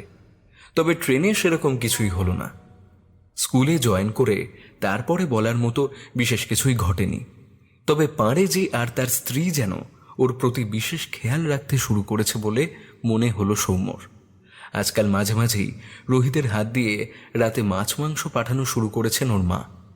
সৌম্যও ঠিক করেছে এবার থেকে খাওয়া বাবদ টাকার পরিমাণটাও বাড়িয়ে দেবে। ওকেও আজকাল আর হাত পোড়াতে হয় না। মাকে ফোন করে খবরটা জানাতে মাও খুব খুশি হয়েছে। রোহিত সেদিন বলল ওর মা নাকি বলেছে ওর মার এখন 2টো বেটা, আর দুটোই নাকি বাঙালি মাছলিখোর। শুনে খুব মজা পেয়েছিল সৌম্য। ভিন রাজ্যে এসে এক গ্রাম্য মহিলার এক মাথা ঘোমটার আড়ালে যে সে এভাবে মায়ের স্নেহ খুঁজে পেয়ে যাবে তা কোনোদিনও ভাবেনি। সময় থাকায় কদিন থেকে সে চাকরির পরীক্ষার জন্য নতুন করে পড়াশোনাও শুরু করেছে। একটা সরকারি চাকরি তার খুব দরকার। ঠিক সকাল 8টার সময় অনেক গাড়ি নিয়ে হাজির হলো রমাকান্ত হাজরার বাড়ির সামনে। রমাকান্ত তৈরি ছিলেন। গাড়ির হর্নের আওয়াজ শুনেই চটপট বেরিয়ে এলেন। ততক্ষণে অনেক ম্যাপে দেখে নিয়েছে যে সিমলাগড় জায়গাটা হুগলি জেলার পান্ডুয়ার কাছে। রমাকান্ত গাড়িতে উঠে বললেন, জিটি রোড ধরে চলো। সিমলাগড়ে একটা বিখ্যাত কালী মন্দির আছে, সবাই ওখানে গাড়ি পুজো করতে নিয়ে যায়। ওই মন্দিরের পাশ দিয়ে যে সোজা রাস্তাটা চলে গেছে সেটা ধরে গেলেই ভবানীর বাড়ি। অনেক গুগল ম্যাপ অন করে দেখল 82 কিলোমিটার রাস্তা দেখাচ্ছে। 2 ঘন্টার একটু বেশি সময় লাগবে। মাঝে রাস্তা একটু টিফিনের জন্য দাঁড়িয়েছিল, না হলে রোববার বিশেষ জ্যাম ছিল না। সিমলাগড় কালী মন্দিরের সামনে যখন অনেক পৌঁছলো তখন ঘড়িতে 10:30 বাজে। রমা কাকু বললেন, দাঁড়াও, আগে ওর বাড়ি যাব না, তার আগে তুমি বাঁ দিকের রাস্তাটা ধরো, ওদিকে একটু গেলেই থানা পড়বে। অনেক তাই করল। থানায় ঢুকে রমাকান্ত চলে গেলেন সোজা ডিউটি অফিসারের ঘরে। পরে একগাল হাসি মুখে একজনকে নিয়ে বেরিয়ে এলেন। বললেন, ইনি আমার চেনা, আমার আন্ডারে বেশ কিছুদিন অন্য থানায় কাজ করেছেন। অফিসার ওদের চা জলখাবার খাওয়ার জন্য বারবার অনুরোধ করলেও রমা কাকু সেই অনুরোধ রাখলেন না। যা কিছু জানার জেনে নিয়ে তিনি এসে গাড়িতে উঠলেন। অনেক এবার রমা কাকুর নির্দেশ মতন গাড়ি চালাতে লাগলো। জরাজীর্ণ দোতলা বাড়িটার সামনে অনেক রমাকান্তর কথায় যখন গাড়িটা দাঁড় করালো তখনও ও বিশ্বাস করতে পারছিল না যে এই বাড়িটাতে কেউ থাকতে পারে। কয়েকবার ডাকাডাকির পরেও কেউ বেরিয়ে আসলো না দেখে রমাকান্ত গট গটিয়ে বাড়িটার ভিতরে ঢুকে গেলেন। ওনার ঢোকা দেখে বোঝা গেল উনি এর আগেও অনেকবার এই বাড়িতে এসেছেন। অনেকও তার পিছু নিল। বাড়িটার ভিতরে নিচের তলায় 3টে ঘর। প্রথম দুটোর অবস্থা একেবারে জরাজীর্ণ। 3 নম্বর ঘরটা তুলনায় বাসযোগ্য বলে মনে হলো। সেই ঘরটার দরজা খোলাই ছিল, তাই রমাকান্ত গলা খাকারি দিয়ে ভেতরে ঢুকলেন। ঘরের ভেতরে একটা চৌকি পাতা, আসবাবপত্র বিশেষ কিছুই নেই। একটা পুরনো ভাঙা আলমারি আর আলনা। মেঝেতে কটা পুরনো বাসনপত্র আর স্টোভ রাখা। একটা চৌকির ওপরে একজন বয়স্ক মহিলা কাঁথা মুড়ি দিয়ে শুয়ে আছে। রমাকান্ত ডাকলেন, এই যে শুনছেন? বৃদ্ধ মহিলা ধীরে ধীরে উঠে বসলেন। চোখের উপরে হাতটা নিয়ে আগন্তুকদের দেখার চেষ্টা করলেন। আমায় চিনতে পারছেন? ভদ্রমহিলা মুখটা রমাকান্তর মুখের সামনে নিয়ে এলেন। ভুরু দুটো কুঁচকে চেনার চেষ্টা করলেন রমাকান্তকে। তারপর হাল ছেড়ে দিয়ে বললেন, বলো তো বাবা, কে তুমি? ঠিক মতন বুঝতে পারছি না, তবে চেনা চেনা লাগছে। এরপর বৃদ্ধার চোখ পড়ল অনিকের দিকে। হঠাৎ অনিককে দেখে চিৎকার করে উঠলেন, কে? ভবানী, ভবানী এলি? ভঙ্গুর শরীরে বৃদ্ধা অনিকের মুখের দিকে দেখার জন্য কাছে এগিয়ে এলেন। রমাকান্ত হাজরা ধীর গলায় জবাব দিলেন, না মা, ও ভবানী না, তবে আমরা তোমার ভবানীর খোঁজ করতেই তোমার কাছে এসেছি। আমি এই থানার এক সময় পুলিশ ইন্সপেক্টর ছিলাম। আপনি তখন আমার কাছে প্রায়ই আসতেন ভবানীর মৃত্যুর তদন্তের ব্যাপারে খোঁজ করতে। এবার বৃদ্ধার মুখে ফুটে উঠল হাসি। হাজরা বাবুকে সে চিনতে পেরেছে।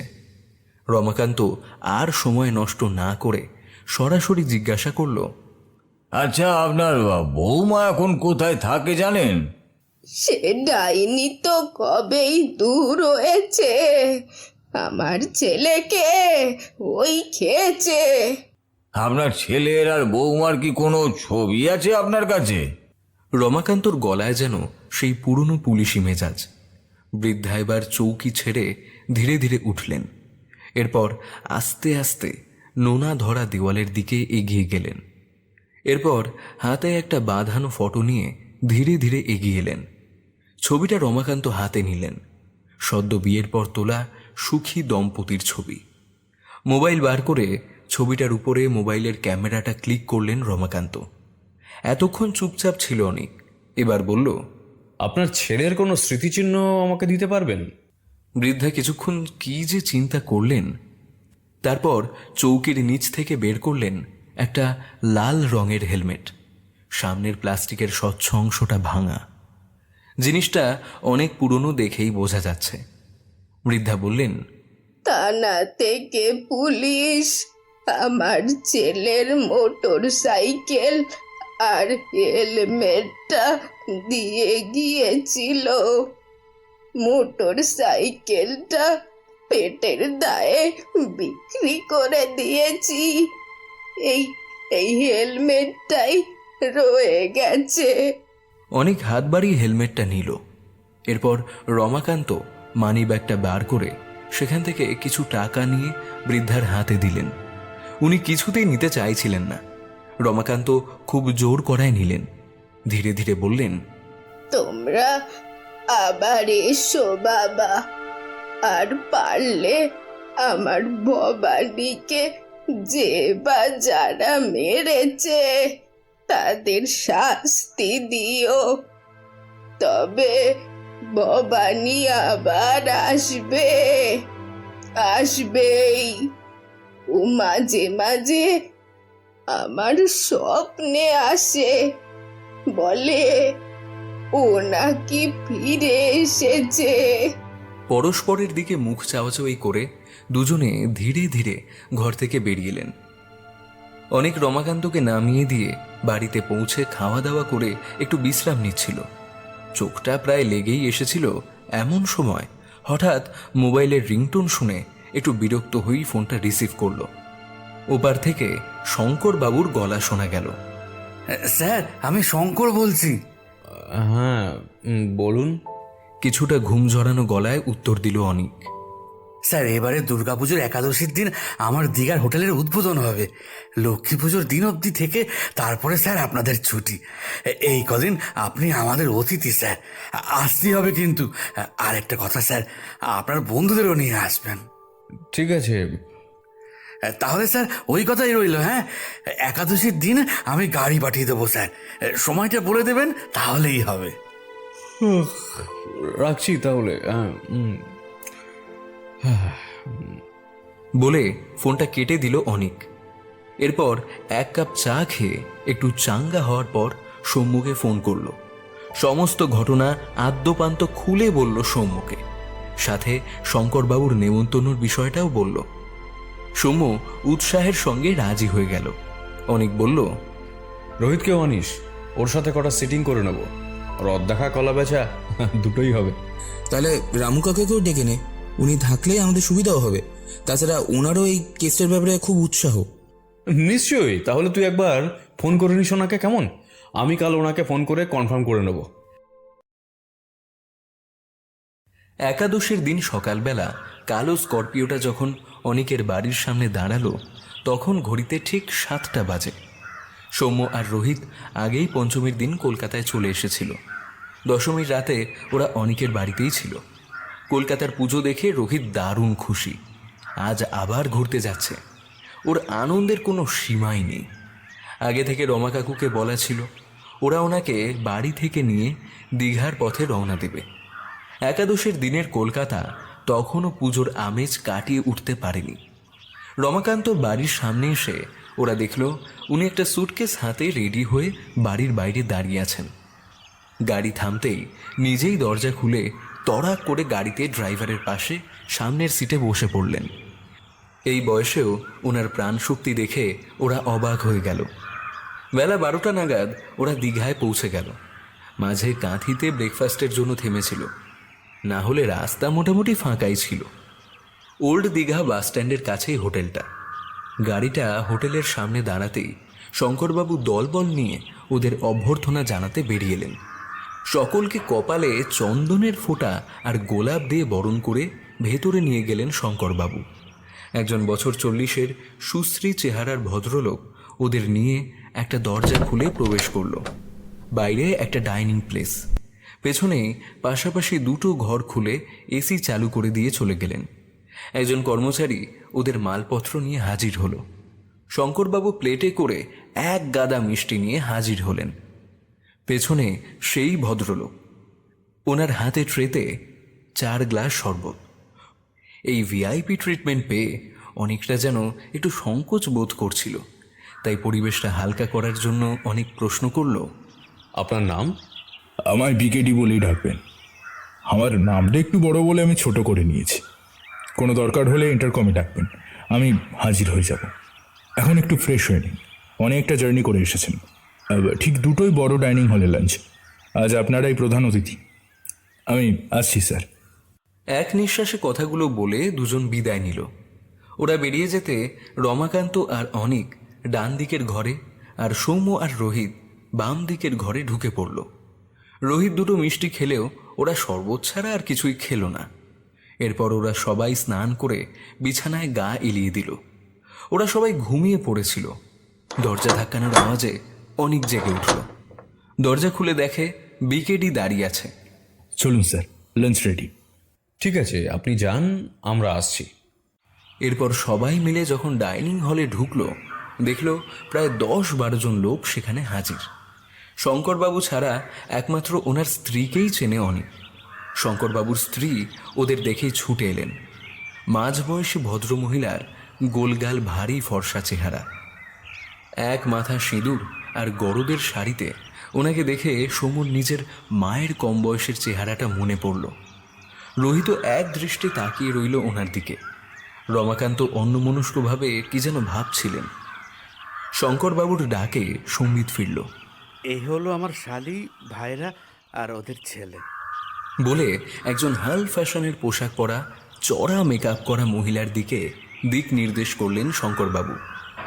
অনেক লক্ষ্য করল চড়া মেকআপ ওনার বয়সের থাবাকে ঢাকতে পারেনি। ভদ্রমহিলা নিজেই এগিয়ে এসে পরিচয় দিলেন। Hello everyone, hi! আমি Annie and welcome to our place. ওরা সবাই প্রতি নমস্কার জানালো। আরে আসুন, খেতে বসা যাক এবার। এবার কথাটা বললেন শঙ্করবাবুর ভাইরা। ভদ্রলোকের সুগঠিত পেশিবহুল চেহারা প্রথম দৃষ্টিতে নজর কাড়লেও মুখমণ্ডল, বিশেষ করে চোখের ক্রূর দৃষ্টি কেমন যেন অস্বস্তি সৃষ্টি করে। ধুর বিজু, তোমার খালি এই খাই এমন করো না তো সবসময়। অ্যানির গলায় এবার একটু ধমকের সুর।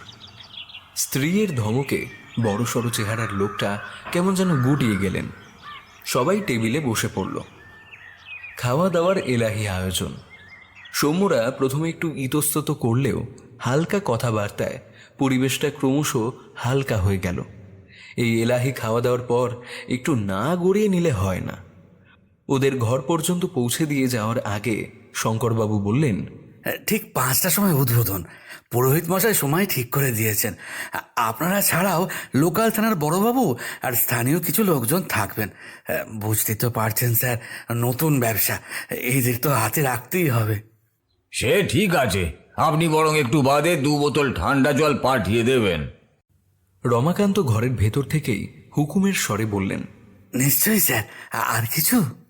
আর কিছু না, আপনি এবার একটু বিশ্রাম নিন।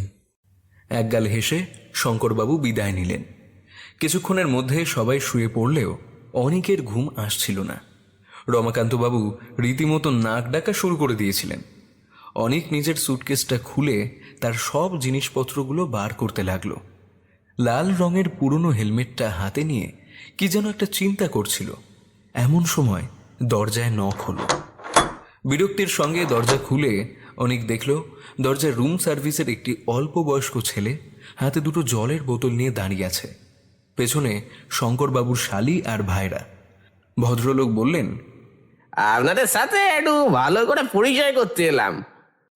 অনেক একটু বিরক্ত হলেও মুখে সেটা প্রকাশ করল না। ও, আপনারা ঘুমাচ্ছেন বুঝি? বলে শুয়ে থাকা রমাকান্ত বাবুর দিকে নির্দেশ করলেন ভদ্রলোক। আসলে অনেকটা পথ গাড়ি জার্নি করে এসেছি তো, তাই আর কি। তা কাল সকালে বরঞ্চ ভালো করে কথা বলা যাবে এখন। যতটা সম্ভব ভদ্রতা বজায় রেখে অনেক উত্তর দিল। ইস, এ বাবা, বিজু, দেখলে তো, তোমায় তো আগেই বলেছিলাম ওনারা এখন রেস্ট নিচ্ছেন। শুধু শুধু ওনাদের এভাবে ডিস্টার্ব করলাম। সো সরি, প্লিজ কিছু মনে করবেন না। আপনারা রেস্ট নিন, আমরা আসছি। বলেই দ্রুত ভদ্রমহিলা স্বামীকে নিয়ে বেরিয়ে গেলেন। এই দম্পতির কথাবার্তায় সম্ভবত রমাকান্ত বাবুর ঘুম ভেঙে গেছিল। উনি যখন বিছানায় উঠে বসলেন তখন ওনারা ঘর থেকে বেরিয়ে যাচ্ছিলেন। অনিক তখনও দাঁড়িয়ে থাকা রুম সার্ভিসের ছেলেটিকে পাশের ঘরে একটা বোতল দিয়ে যেতে বলল। একটু পরেই সৌম্য এসে ওদের ঘরে হাজির হলো। অনিকের কাছে সব শুনে বলল, ভদ্রমহিলা তো দেখছি খুব গায়ে পড়া। ওর হাজবেন্ডকে দেখে আমার খুব একটা সুবিধার লোক বলে মনে হচ্ছে না। লোকটার চাউনিটা তুমি দেখেছো একবার? রমাকান্ত বাবুর চোখ গোল গোল করে কথা বলার ভঙ্গিটা দেখে অনিকের বেশ মজা লাগলো। এমন সময় হঠাৎ সৌম্যদের ঘর থেকে একটা গোঙানির আওয়াজ ভেসে এলো। তিনজনেই এক দৌড়ে পাশের ঘরে ঢুকে পড়ল। দেখল রোহিত বিছানায় শুয়ে চোখ বুজে ছটফট করছে আর বিড়বিড় করে কি যেন বলছে। অনিক ওর মুখের কাছে এগিয়ে গেল। ভালো করে শুনল রোহিত বলছে, আমি দেখেছি, আমি সব বুঝতে পেরেছি। বিশ্বাসঘাতিনী, তোমাকে এবার পাপের প্রায়শ্চিত্ত করতেই হবে। অনিক এবার ওর কানের কাছে মুখ নিয়ে আস্তে আস্তে বলল, তুমি কি ভবানী? আচ্ছা, তুমি কাকে চিনতে পেরেছো? রোহিত এবার চুপ করে গেল, আর কোনো সারা শব্দ নেই। সৌম্য এবার ওকে ডাকতে লাগলো, রোহিত, ওঠ রোহিত। রোহিত আস্তে আস্তে চোখ খুলল। প্রথমটা চারপাশটা দেখে কেমন যেন অবাক হয়ে গেল। রমাকান্ত বাবু বললেন, কি তোমার শরীর খারাপ লাগছে নাকি? নেই, সব ঠিক হ্যাঁ। রোহিতের মুখে হঠাৎ হিন্দি শুনে সবাই অবাক হয়ে গেল। এমন সময় পিছন থেকে শঙ্করবাবুর গলা শোনা গেল, স্যার, আপনারা এবার রেডি হয়ে নিন, গেস্টরা সব একে একে আসতে শুরু করেছেন। ম্যানেজার বাবু তার আগে একটু চা খেয়ে যাওয়ার অফার করলেন। ওনার সঙ্গে একটা রুম সার্ভিসের ছেলে হাতে চা নিয়ে দাঁড়িয়ে। ঠিক আছে, আমরা আর 10 মিনিটের মধ্যেই আসছি।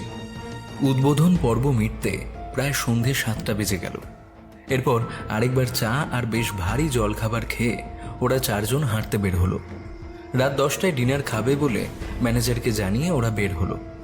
সি বিচে এসে লোকজনের ভিড় দেখে ওরা সি বিচ ধরে হাঁটতে আরম্ভ করলো। একটু ফাঁকা দেখে ওরা চারজন বসলো। সৌম্য বলল, জানিস অনেক, এই দীঘার আসল নাম বীরকুল বা বীরকুল। ওয়ারেন হেস্টিংয়ের সময়, অর্থাৎ 18 শতকের শেষ দিকটায় ব্রিটিশরা এই জায়গাটার কথা জানতে পারে। হেস্টিংসের স্ত্রীকে লেখা চিঠিতে এই জায়গার উল্লেখ আছে পূর্বের ব্রাইটন হিসাবে। 1923 সালে ইংরেজ পর্যটন জন ফ্র্যাঙ্ক স্মিথ এখানে বসবাস শুরু করেন। মূলত তার লেখালেখির মাধ্যমেই লোকের কাছে দীঘা জনপ্রিয় হয়ে ওঠে। ইনি স্বাধীনতার পরে ডক্টর বিধানচন্দ্র রায়কে রাজি করিয়েছিলেন দীঘাকে বিচ রিসর্ট হিসেবে গড়ে তোলার জন্য। অসাধারণ তথ্য সৌম্য, আমার সত্যিই জানা ছিল না। অনেকের গলায় প্রশংসা শুনে একটু লজ্জা পেয়ে সৌম্য বলল, না, আসলে এখানে আসার আগে একটু পড়াশোনা করছিলাম, তাই আর কি। হঠাৎ প্রশ্নটা করলেন রমাকান্ত।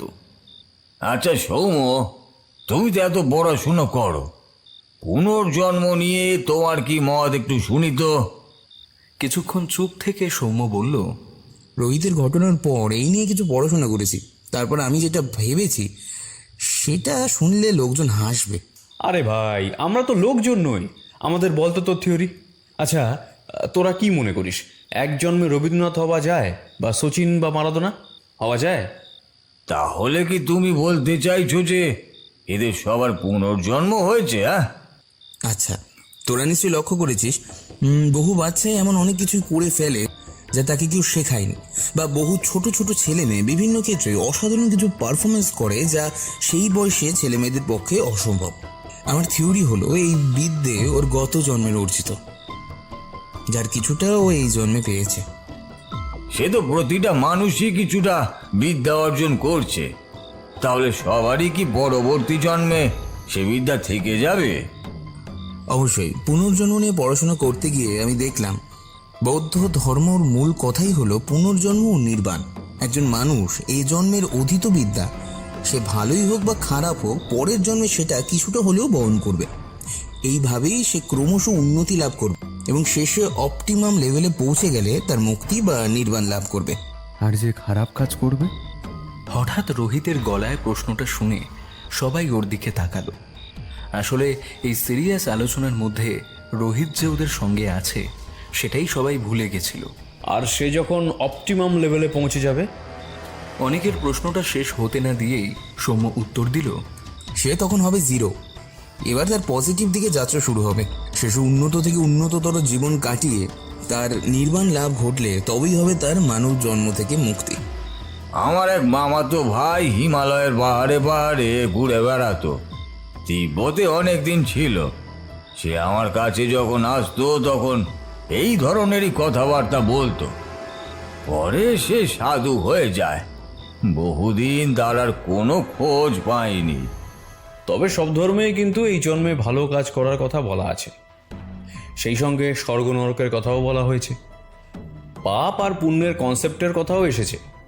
তবে বৌদ্ধ ধর্মে কিন্তু কোনো দেবতার কথা বলা নেই, শুধুমাত্র বলা আছে নির্বাণ লাভের কথা। সমুদ্র অনেকটা এগিয়ে এসেছে। সমুদ্র আগে এত কাছে ছিল না। রোহিতের কথায় ওরা সবাই অবাক হয়ে গেল। তুই এখানে আগে এসেছিস? কই, তোর বাবা মা তো কিছু বলেনি? ওনারা তো বললেন তোরা কেউ কোনোদিন সমুদ্রই দেখিসনি। আমি এখানে স্নান করেছি। সমুদ্রে সমুদ্রে বালিতে লাল কাঁকড়া ছিল। রোহিত চুপ করে গেল। ওর দৃষ্টি তখন সমুদ্রের দিকে। এদিকটায় আলো কিছুটা কম।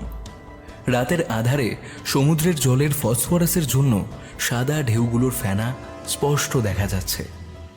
সমুদ্রের ঢেউ আর হাওয়ার শোঁ শোঁ আওয়াজ ছাড়া আর কিছুই শোনা গেল না। এক সময় ওল্ড দীঘায় স্নান করা যেত, এটা ঠিক। পরে সমুদ্র এগিয়ে আসায় এখানে স্নান বন্ধ হয়ে যায়। তখন সি বিচে লাল কাঁকড়া পাওয়া যেত। তবে সেসব তো আজ থেকে 25-30 বছর আগের ঘটনা। এ কথার কেউ কোনো উত্তর দিল না। চল এবার ফেরা যাক। খুব টায়ার্ড লাগছে আমার, বুঝলি। খেয়ে দে একটা ঘুম না লাগালে মাথাটা ঠিক পরিষ্কার হবে না। চল এবার হোটেলের দিকে যাওয়া যাক সবাই। যথাসময় ডিনার খেয়ে সবাই ঘুমোতে গেল। তার আগে অনেক ম্যানেজারকে বলে গেল, হ্যাঁ, কাল সকালে ঠিক 6টার সময় আমরা বেরোবো। আমাদের যেন একটু ডেকে দেওয়া হয়, দেখবেন। আর সকালে চা ছাড়া কিছুই খাবো না। ব্রেকফাস্ট আমরা বাইরে করে নেব। ও হ্যাঁ, শঙ্করবাবুকে এখন কিছু জানানোর দরকার নেই। ম্যানেজারকে কিছু বলার সুযোগ না দিয়ে ঘরে ঢুকে দরজা বন্ধ করে দিল।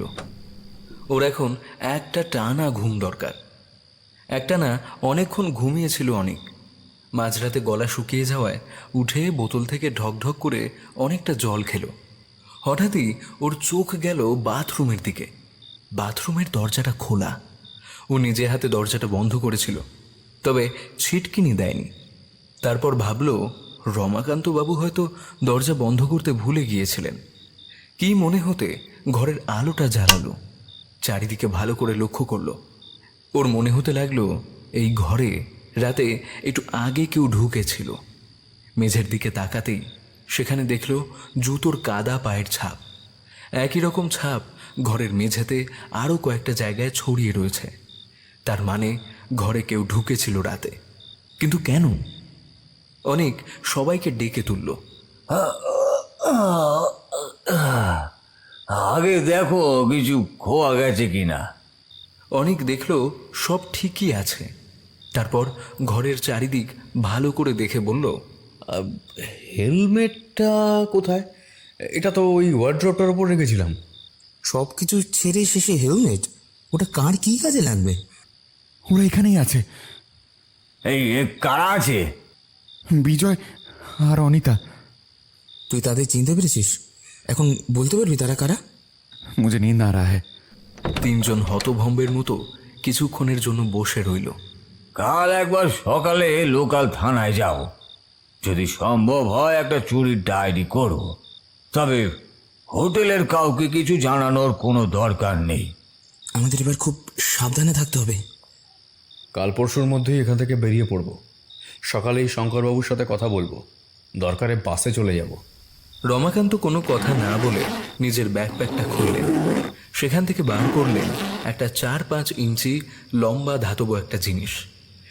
সেটার একটা প্রান্তে চাপ দিতেই প্রায় সেরকমই লম্বা একটা ঝকঝকে ফলা বেরিয়ে এলো। ইস্পাতের পাতের তৈরি ফলাটার অগ্রভাগ খুব তীক্ষ্ণ আর বাঁকানো।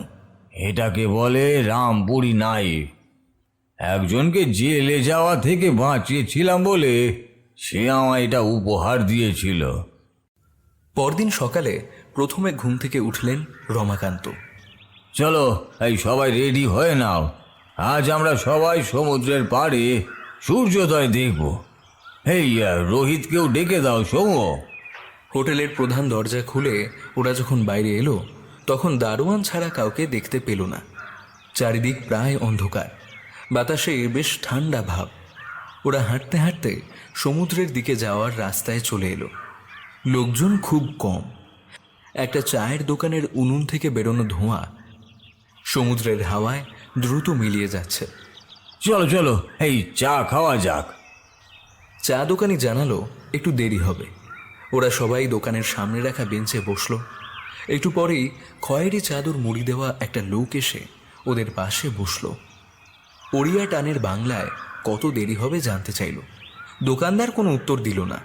আর একটু দেরি হবে বলেই লোকটার মুখের দিকে তাকিয়ে রইল। এই লোকটাকে সে হোটেলে দেখেছে।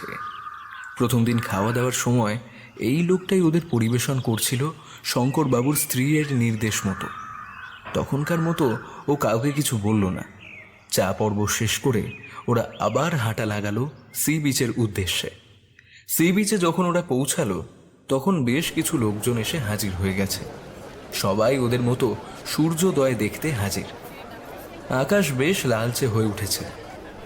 হঠাৎই গোল লালচে সোনালি সূর্য যেন লাফিয়ে উঠল আকাশে। সূর্যের সেই সোনালি আভা সমুদ্রের জলেও যেন সোনালি রং ঢেলে দিয়েছে। ছোট ছোট ঢেউয়ের মাথায় তখন খেলা করে বেড়াচ্ছে সেই অনির্বচনীয় আলো। মনোরম সেই দৃশ্য কয়েক মুহূর্তের জন্য ভুলিয়ে দিল পৃথিবীর যত দুঃখ, কষ্ট, গ্লানি, ক্রোধ, প্রতিহিংসা। দু চোখ ভরে সবাই দেখতে লাগলো প্রকৃতির এই অপরূপ সৃষ্টি। আর একটু সময় হতেই রমাকান্ত বললেন, চলো এবার ফেরা যাক। ফেরার পথে দেখলো অনেক দোকান এর মধ্যেই খুলে গেছে।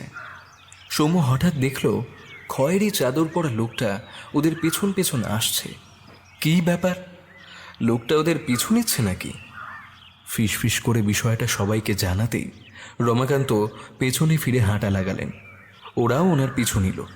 রমাকান্ত সোজা গিয়ে লোকটার সামনে হাজির হয়ে তার কলার চেপে ধরলেন। এই কি ব্যাপার? তখন থেকে দেখছি তুমি আমাদের পিছু নিচ্ছ। রমাকান্তর আকস্মিক আক্রমণের সামনে লোকটা থতমত খেয়ে ঘাবড়ে গেল।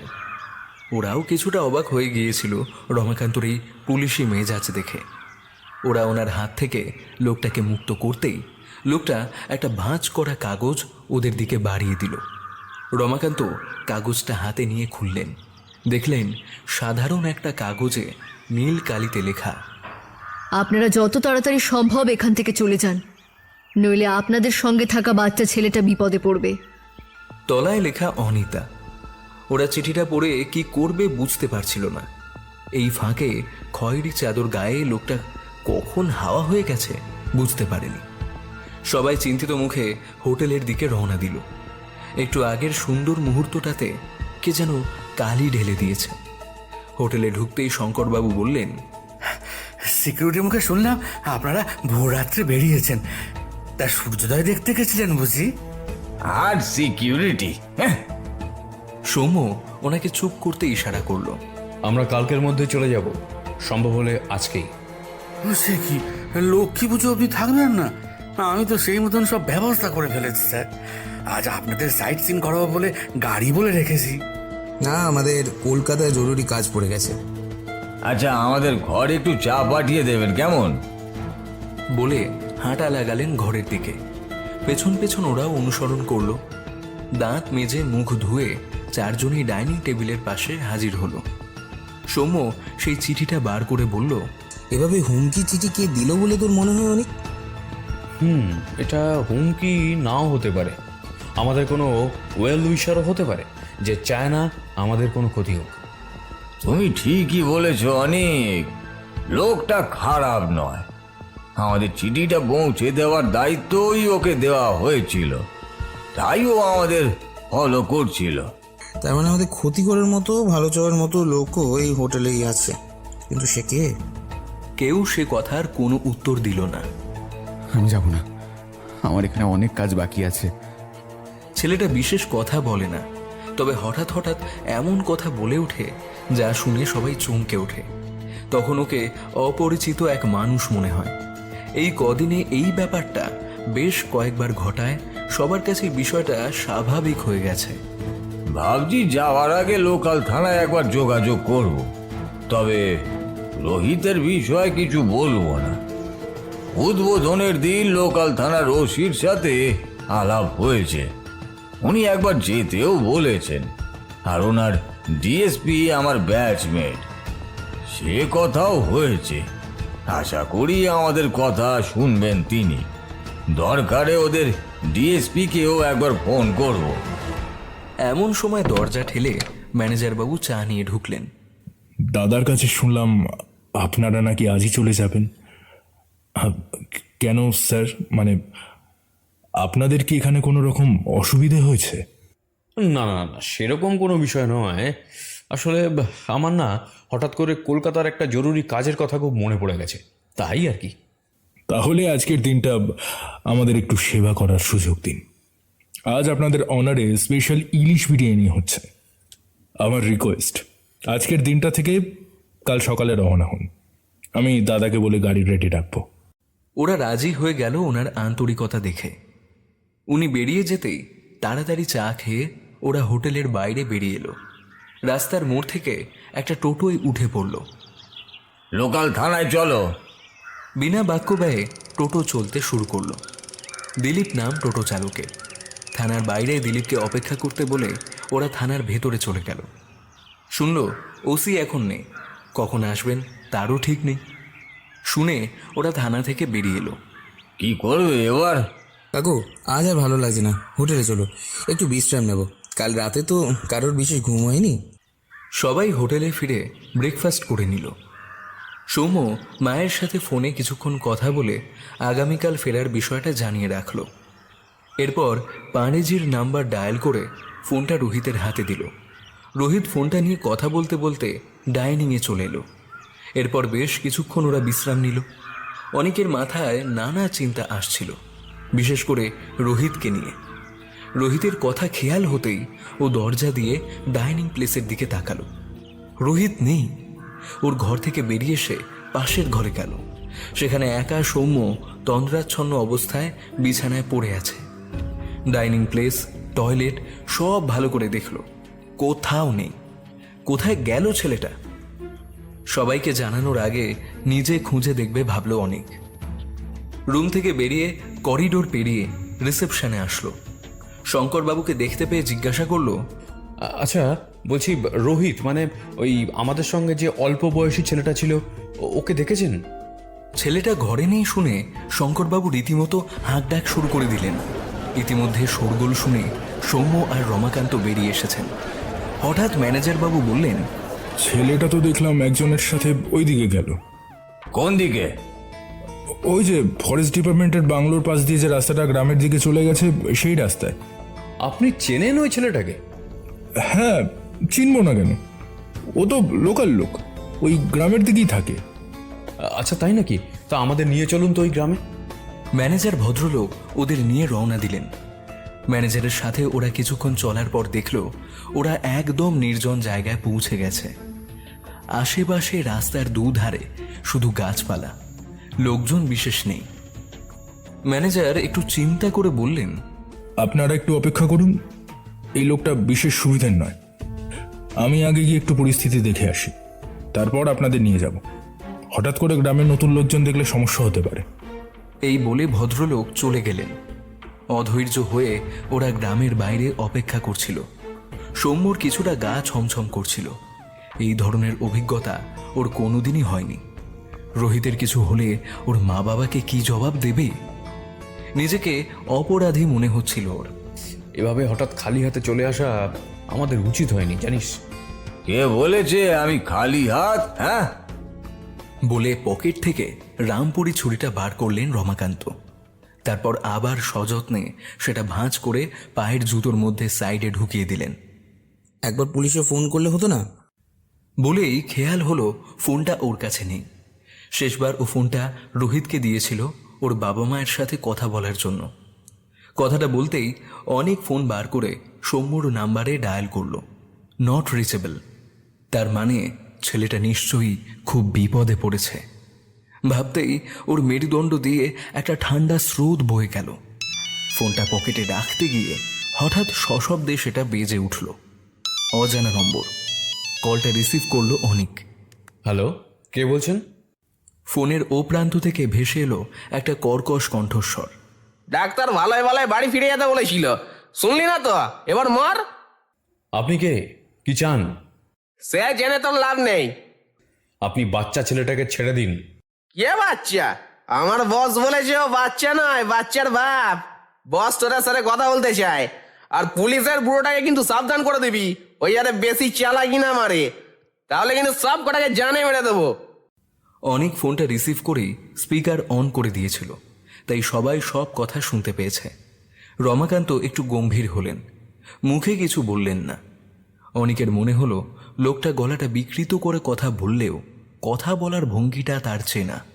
এর আগেও লোকটার গলা কোথাও সে শুনেছে, কিন্তু এই মুহূর্তে মনে করতে পারছে না। আমরা তোমার বসের সাথে কিভাবে দেখা করব? সৌম্যর প্রশ্নটা শেষ হওয়ার আগেই দেখল তিনজন লোক পাশের জঙ্গল থেকে মুখে গামছা বেঁধে ওদের দিকে এগিয়ে আসছে। এসে ওদের দিকে অনুসরণ করার ইশারা করে জঙ্গলের দিকে এগিয়ে গেল।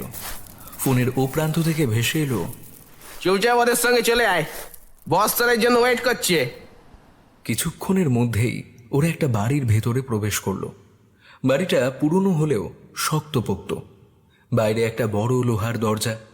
বড় দরজাটা খুলে ওদের নিয়ে লোকগুলো লম্বা বারান্দা পেরিয়ে ছোট দরজার তালা খুলে একটা ঘরে ঢুকলো।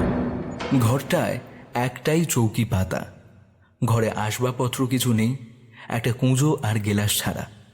জানালাটা খোলা, তবে পেছনে জঙ্গল দেখা যাচ্ছে। চৌকির ওপর রোহিত শুয়ে অঘোরে ঘুমোচ্ছে। ইতিমধ্যেই ওদের ফোন কেড়ে নেওয়া হয়েছে। ওদের ঘরের মধ্যে বসিয়ে ওরা চলে গেল। দরজা বাইরে থেকে বন্ধ হয়ে গেল। বাইরে দরজায় তালা দেওয়ার শব্দ শোনা গেল। এবার আমাদের মাথা ঠান্ডা রাখতে হবে। ওরা কি চায় আগে জানতে হবে। তবে তার আগে দেখো ছেলেটার ঘুম ভাঙানো যায় কিনা। অনিক আর সৌম্য ধীরে ধীরে এগিয়ে গেল ওর দিকে। ছেলেটা অকাতরে ঘুমোচ্ছে। রোহিত, ওঠ ওঠ রোহিত, দেখ আমরা এসেছি। রোহিতকে কিছুতেই জাগাতে না পেরে ওরা হতাশ হয়ে পড়ল। কড়া ডোজের ঘুমের ওষুধ দিয়েছে ওকে, মনে হয় ইঞ্জেকশন পুশ করেছে। অনিকের চোখ পড়ল ঘরের কোণের কুঁজোর দিকে। কাছে গিয়ে দেখল কিছুটা জল আছে তাতে। হাতে জল নিয়ে রোহিতের মুখে চোখে জলের ঝাপটা দিল। জলের ঝাপটায় রোহিত এবার অল্প চোখ খুলল। সৌম্য ওকে তুলে ধরে বসালো। রোহিত আবারও ঘাড় গুজে চোখ বন্ধ করে ঝিমোতে লাগল। সৌম্য আবার রোহিতের নাম ধরে জোরে জোরে ডাকল। রোহিত সাড়া দিল না।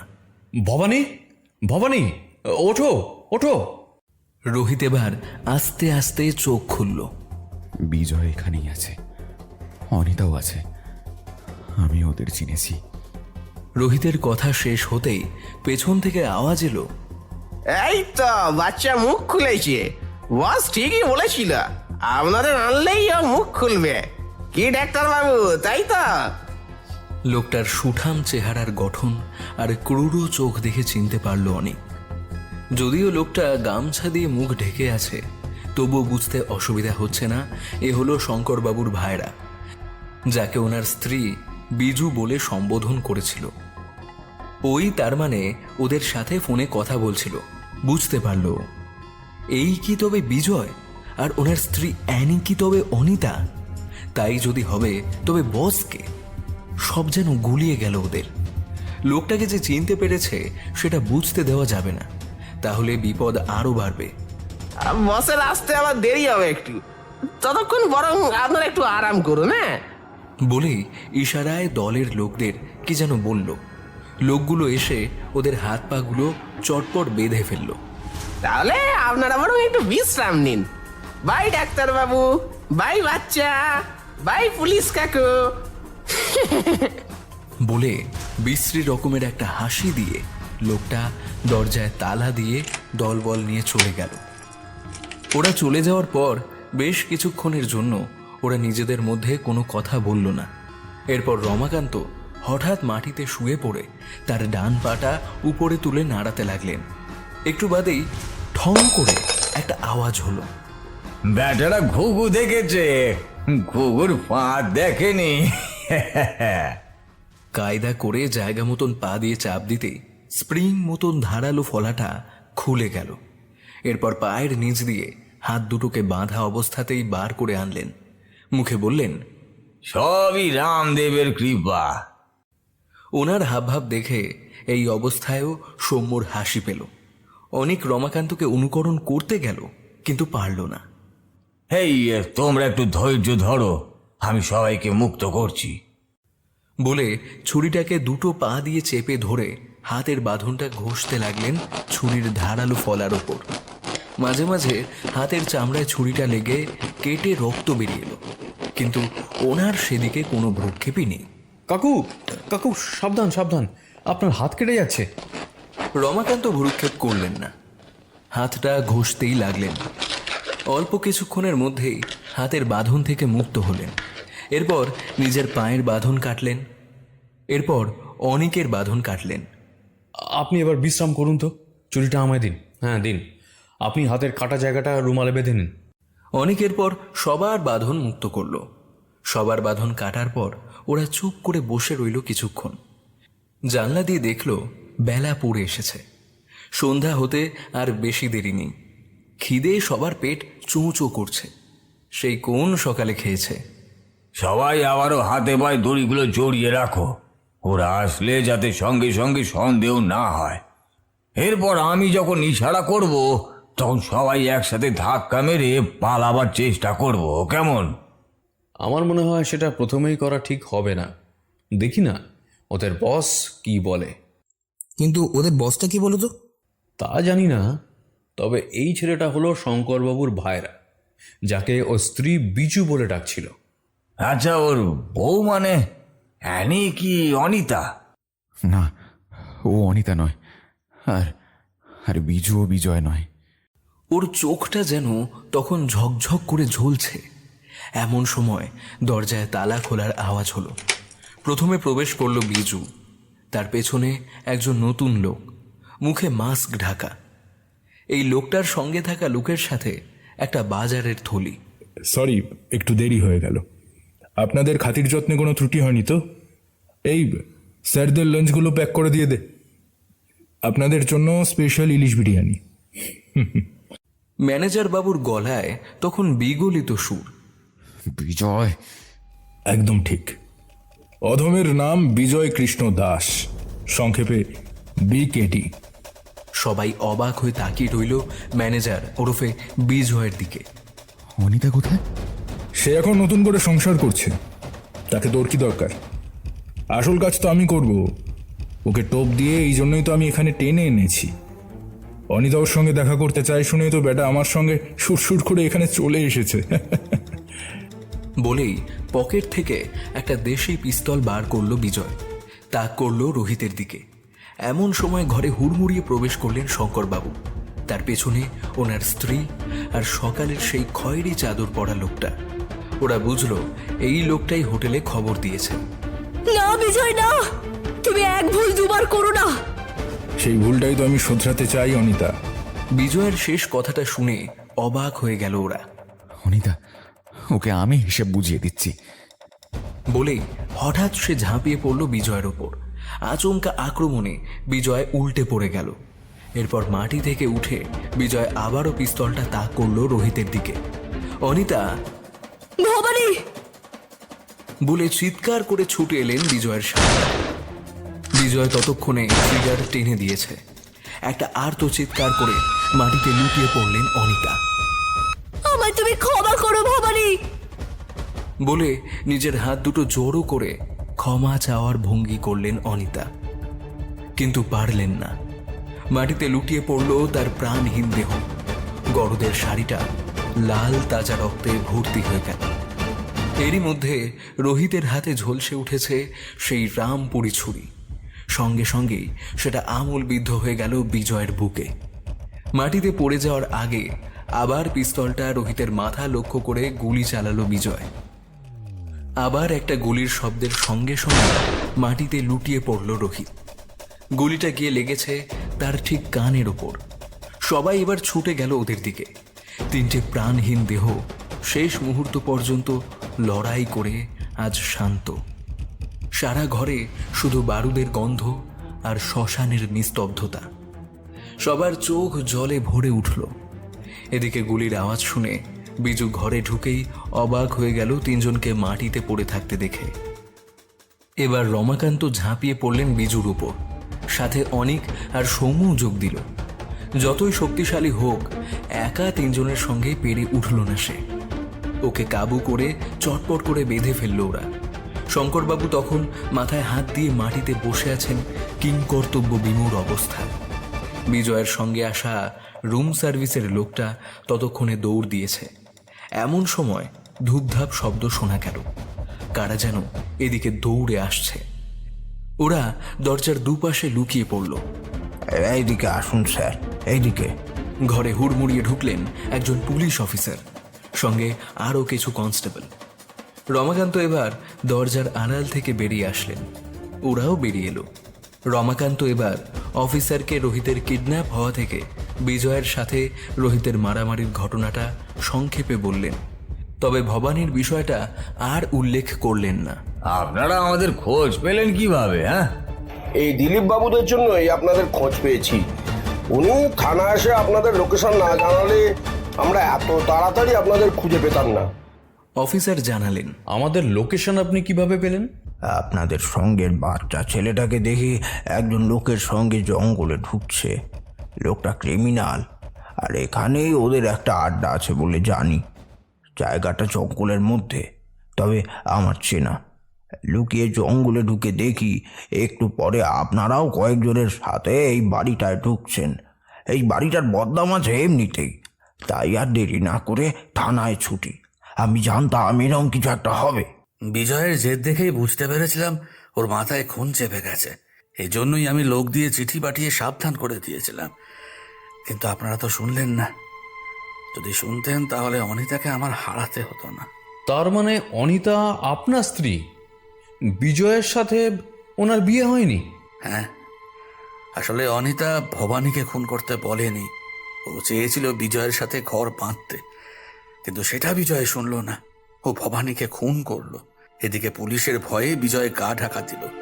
অনিতা ওর আগে একটা খুনির সাথে ঘর বাঁধবো না বলে সব ছেড়ে ছুড়ে বেরিয়ে আসে, যাতে বিজয় ওর খোঁজ না পায়। এরপরই ও বুঝতে পারে যে ও সন্তান সম্ভবা। তখনও আমার কাছে আশ্রয় চায়, কারণ আমি হলাম বিজয়ের মাস্তুত দাদা। বিজয়ের পরিবারের মধ্যে একমাত্র আমি ওদের ব্যাপারটা জানতাম। এরপর আমি জানতে পারি বিজয় বিদেশে পালিয়েছে। এইদিকে অনিতার অবস্থা তখন শোচনীয়। বলে এবার মৃত অনিতার দিকে তাকালেন শঙ্করবাবু। এরপর আমি অনিতাকে বিয়ে করি তার সন্তানের পিতৃ পরিচয় দেওয়ার জন্য, না হলে সমাজ ওকে টিকতে দিত না। অনিতার সেই সন্তানের কি হলো? রমাকান্তর প্রশ্নটা শুনে কিছুক্ষণ চুপ করে থাকলেন শঙ্করবাবু। সে সন্তান বাঁচেনি। অনিতা তখন থেকেই ভাবতে শুরু করে সবই তার পাপের ফল। এরপরও ক্রমশ ডিপ্রেশনে চলে যায়।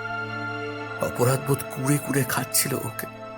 অনেক ডাক্তার, তাবিজ, মাদুলি করেও কোনো লাভ হয়নি। এরপর আপনার কাছে 2 বছর আগে যাই। ইতিমধ্যে বিজয় বিদেশ থেকে ফিরে আসে।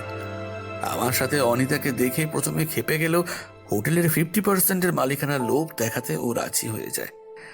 আসলে বরাবরই ও লোভী আর স্বার্থপর। কিন্তু বিজয়, রোহিত মানে ভবানীকে দেখে চিনতে পারলো কিভাবে?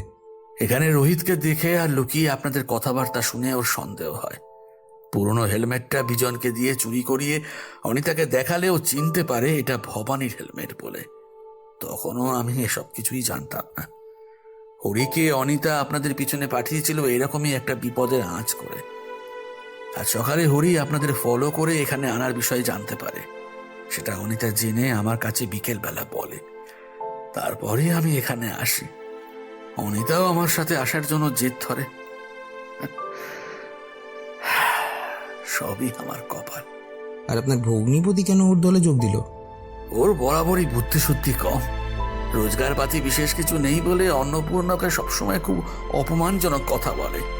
বোধহয় টাকার লোভ দেখিয়েছিল বিজয়। মোটেই না, টাকা নয়। বিজয় আমায় অন্য হোটেলে ম্যানেজারই পাইয়ে দেবে বলেছিল। কত আর বউয়ের পয়সায় বসে বসে খাওয়া যায়। ওর কথা সবাই প্রায় ভুলেই গেছিল। পুলিশ অফিসার ধমকে উঠলেন, একদম চুপ, কোনো কথা বলবেন না, যা বলার থানায় বলবেন। বলে তিনি তার দলবল নিয়ে কাজে ব্যস্ত হয়ে পড়লেন। একটু পরেই বিজয়ের সহযোগী আরও কয়েকজনকে অ্যারেস্ট করে পুলিশ সবাইকে নিয়ে চলে গেল।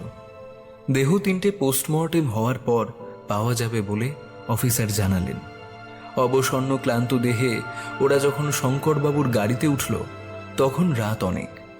ত্রয়োদশীর চাঁদ জল জল করছে আকাশে।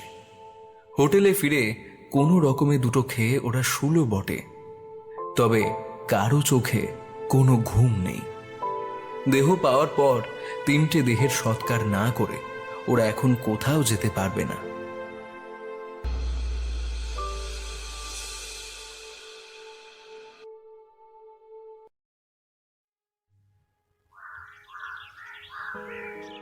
উত্তরবঙ্গের এই সরকারি হাসপাতালে সবসময় ভিড় লেগে থাকে। বিশেষ করে ফিমেল ওয়ার্ডে সবসময় ভিড়। অপারেশন থিয়েটারের সামনে উদ্বিগ্ন মুখে অপেক্ষা করছিল সুশোভন। ওর স্ত্রীর আজ ডেলিভারি। ডাক্তারবাবু বলেছেন চিন্তার কোনো কারণ নেই, নর্মাল ডেলিভারি হবে। তবে প্রথমবার বাবা হতে যাচ্ছে বলে একটু টেনশন ছিল। বারবার মোবাইল বের করে ঘড়ি দেখছিল অধৈর্য হয়ে। এমন সময় একজন নার্স বলল, দোলন চ্যাটার্জির বাড়ির লোক কে আছেন? এই যে আমি। আপনার ছেলে হয়েছে, মা ও ছেলে দুজনেই সুস্থ আছেন। এই যে ছেলেকে দেখে যান। সুশোভন আনন্দে এগিয়ে গেল। নার্স দিদির পাশে একজন অল্প বয়স্ক আয়া কাপড়ের একটা পুঁটুলি নিয়ে দাঁড়িয়ে আছে। কই বলে গলা বাড়িয়ে দেখতে চাইল সুশোভন। এই যে বলে একটা ছোট্ট জ্যান্ত পুতুলের মতো বাচ্চারার কোমরের নিচ থেকে কাপড়ের আস্তরণ সরিয়ে ফুচকে হাসি হেসে বলল, নিন, দেখে নিন, ছেলে না মেয়ে। লাজুক হাসি হাসল সুশোভন। চান মিষ্টি নিয়ে আসুন, আমরা এবার বাচ্চাটাকে মায়ের কাছে দেব। বলে আবারও একটা ফুচকে হাসি হেসে কম বয়সে আয়াটা চলে গেল। সুশোভন মোবাইল বের করলো সবাইকে সুখবরটা দেবে বলে। এই নাও গো দিদি তোমার ছেলে, পুরো কার্তিক ঠাকুর গো।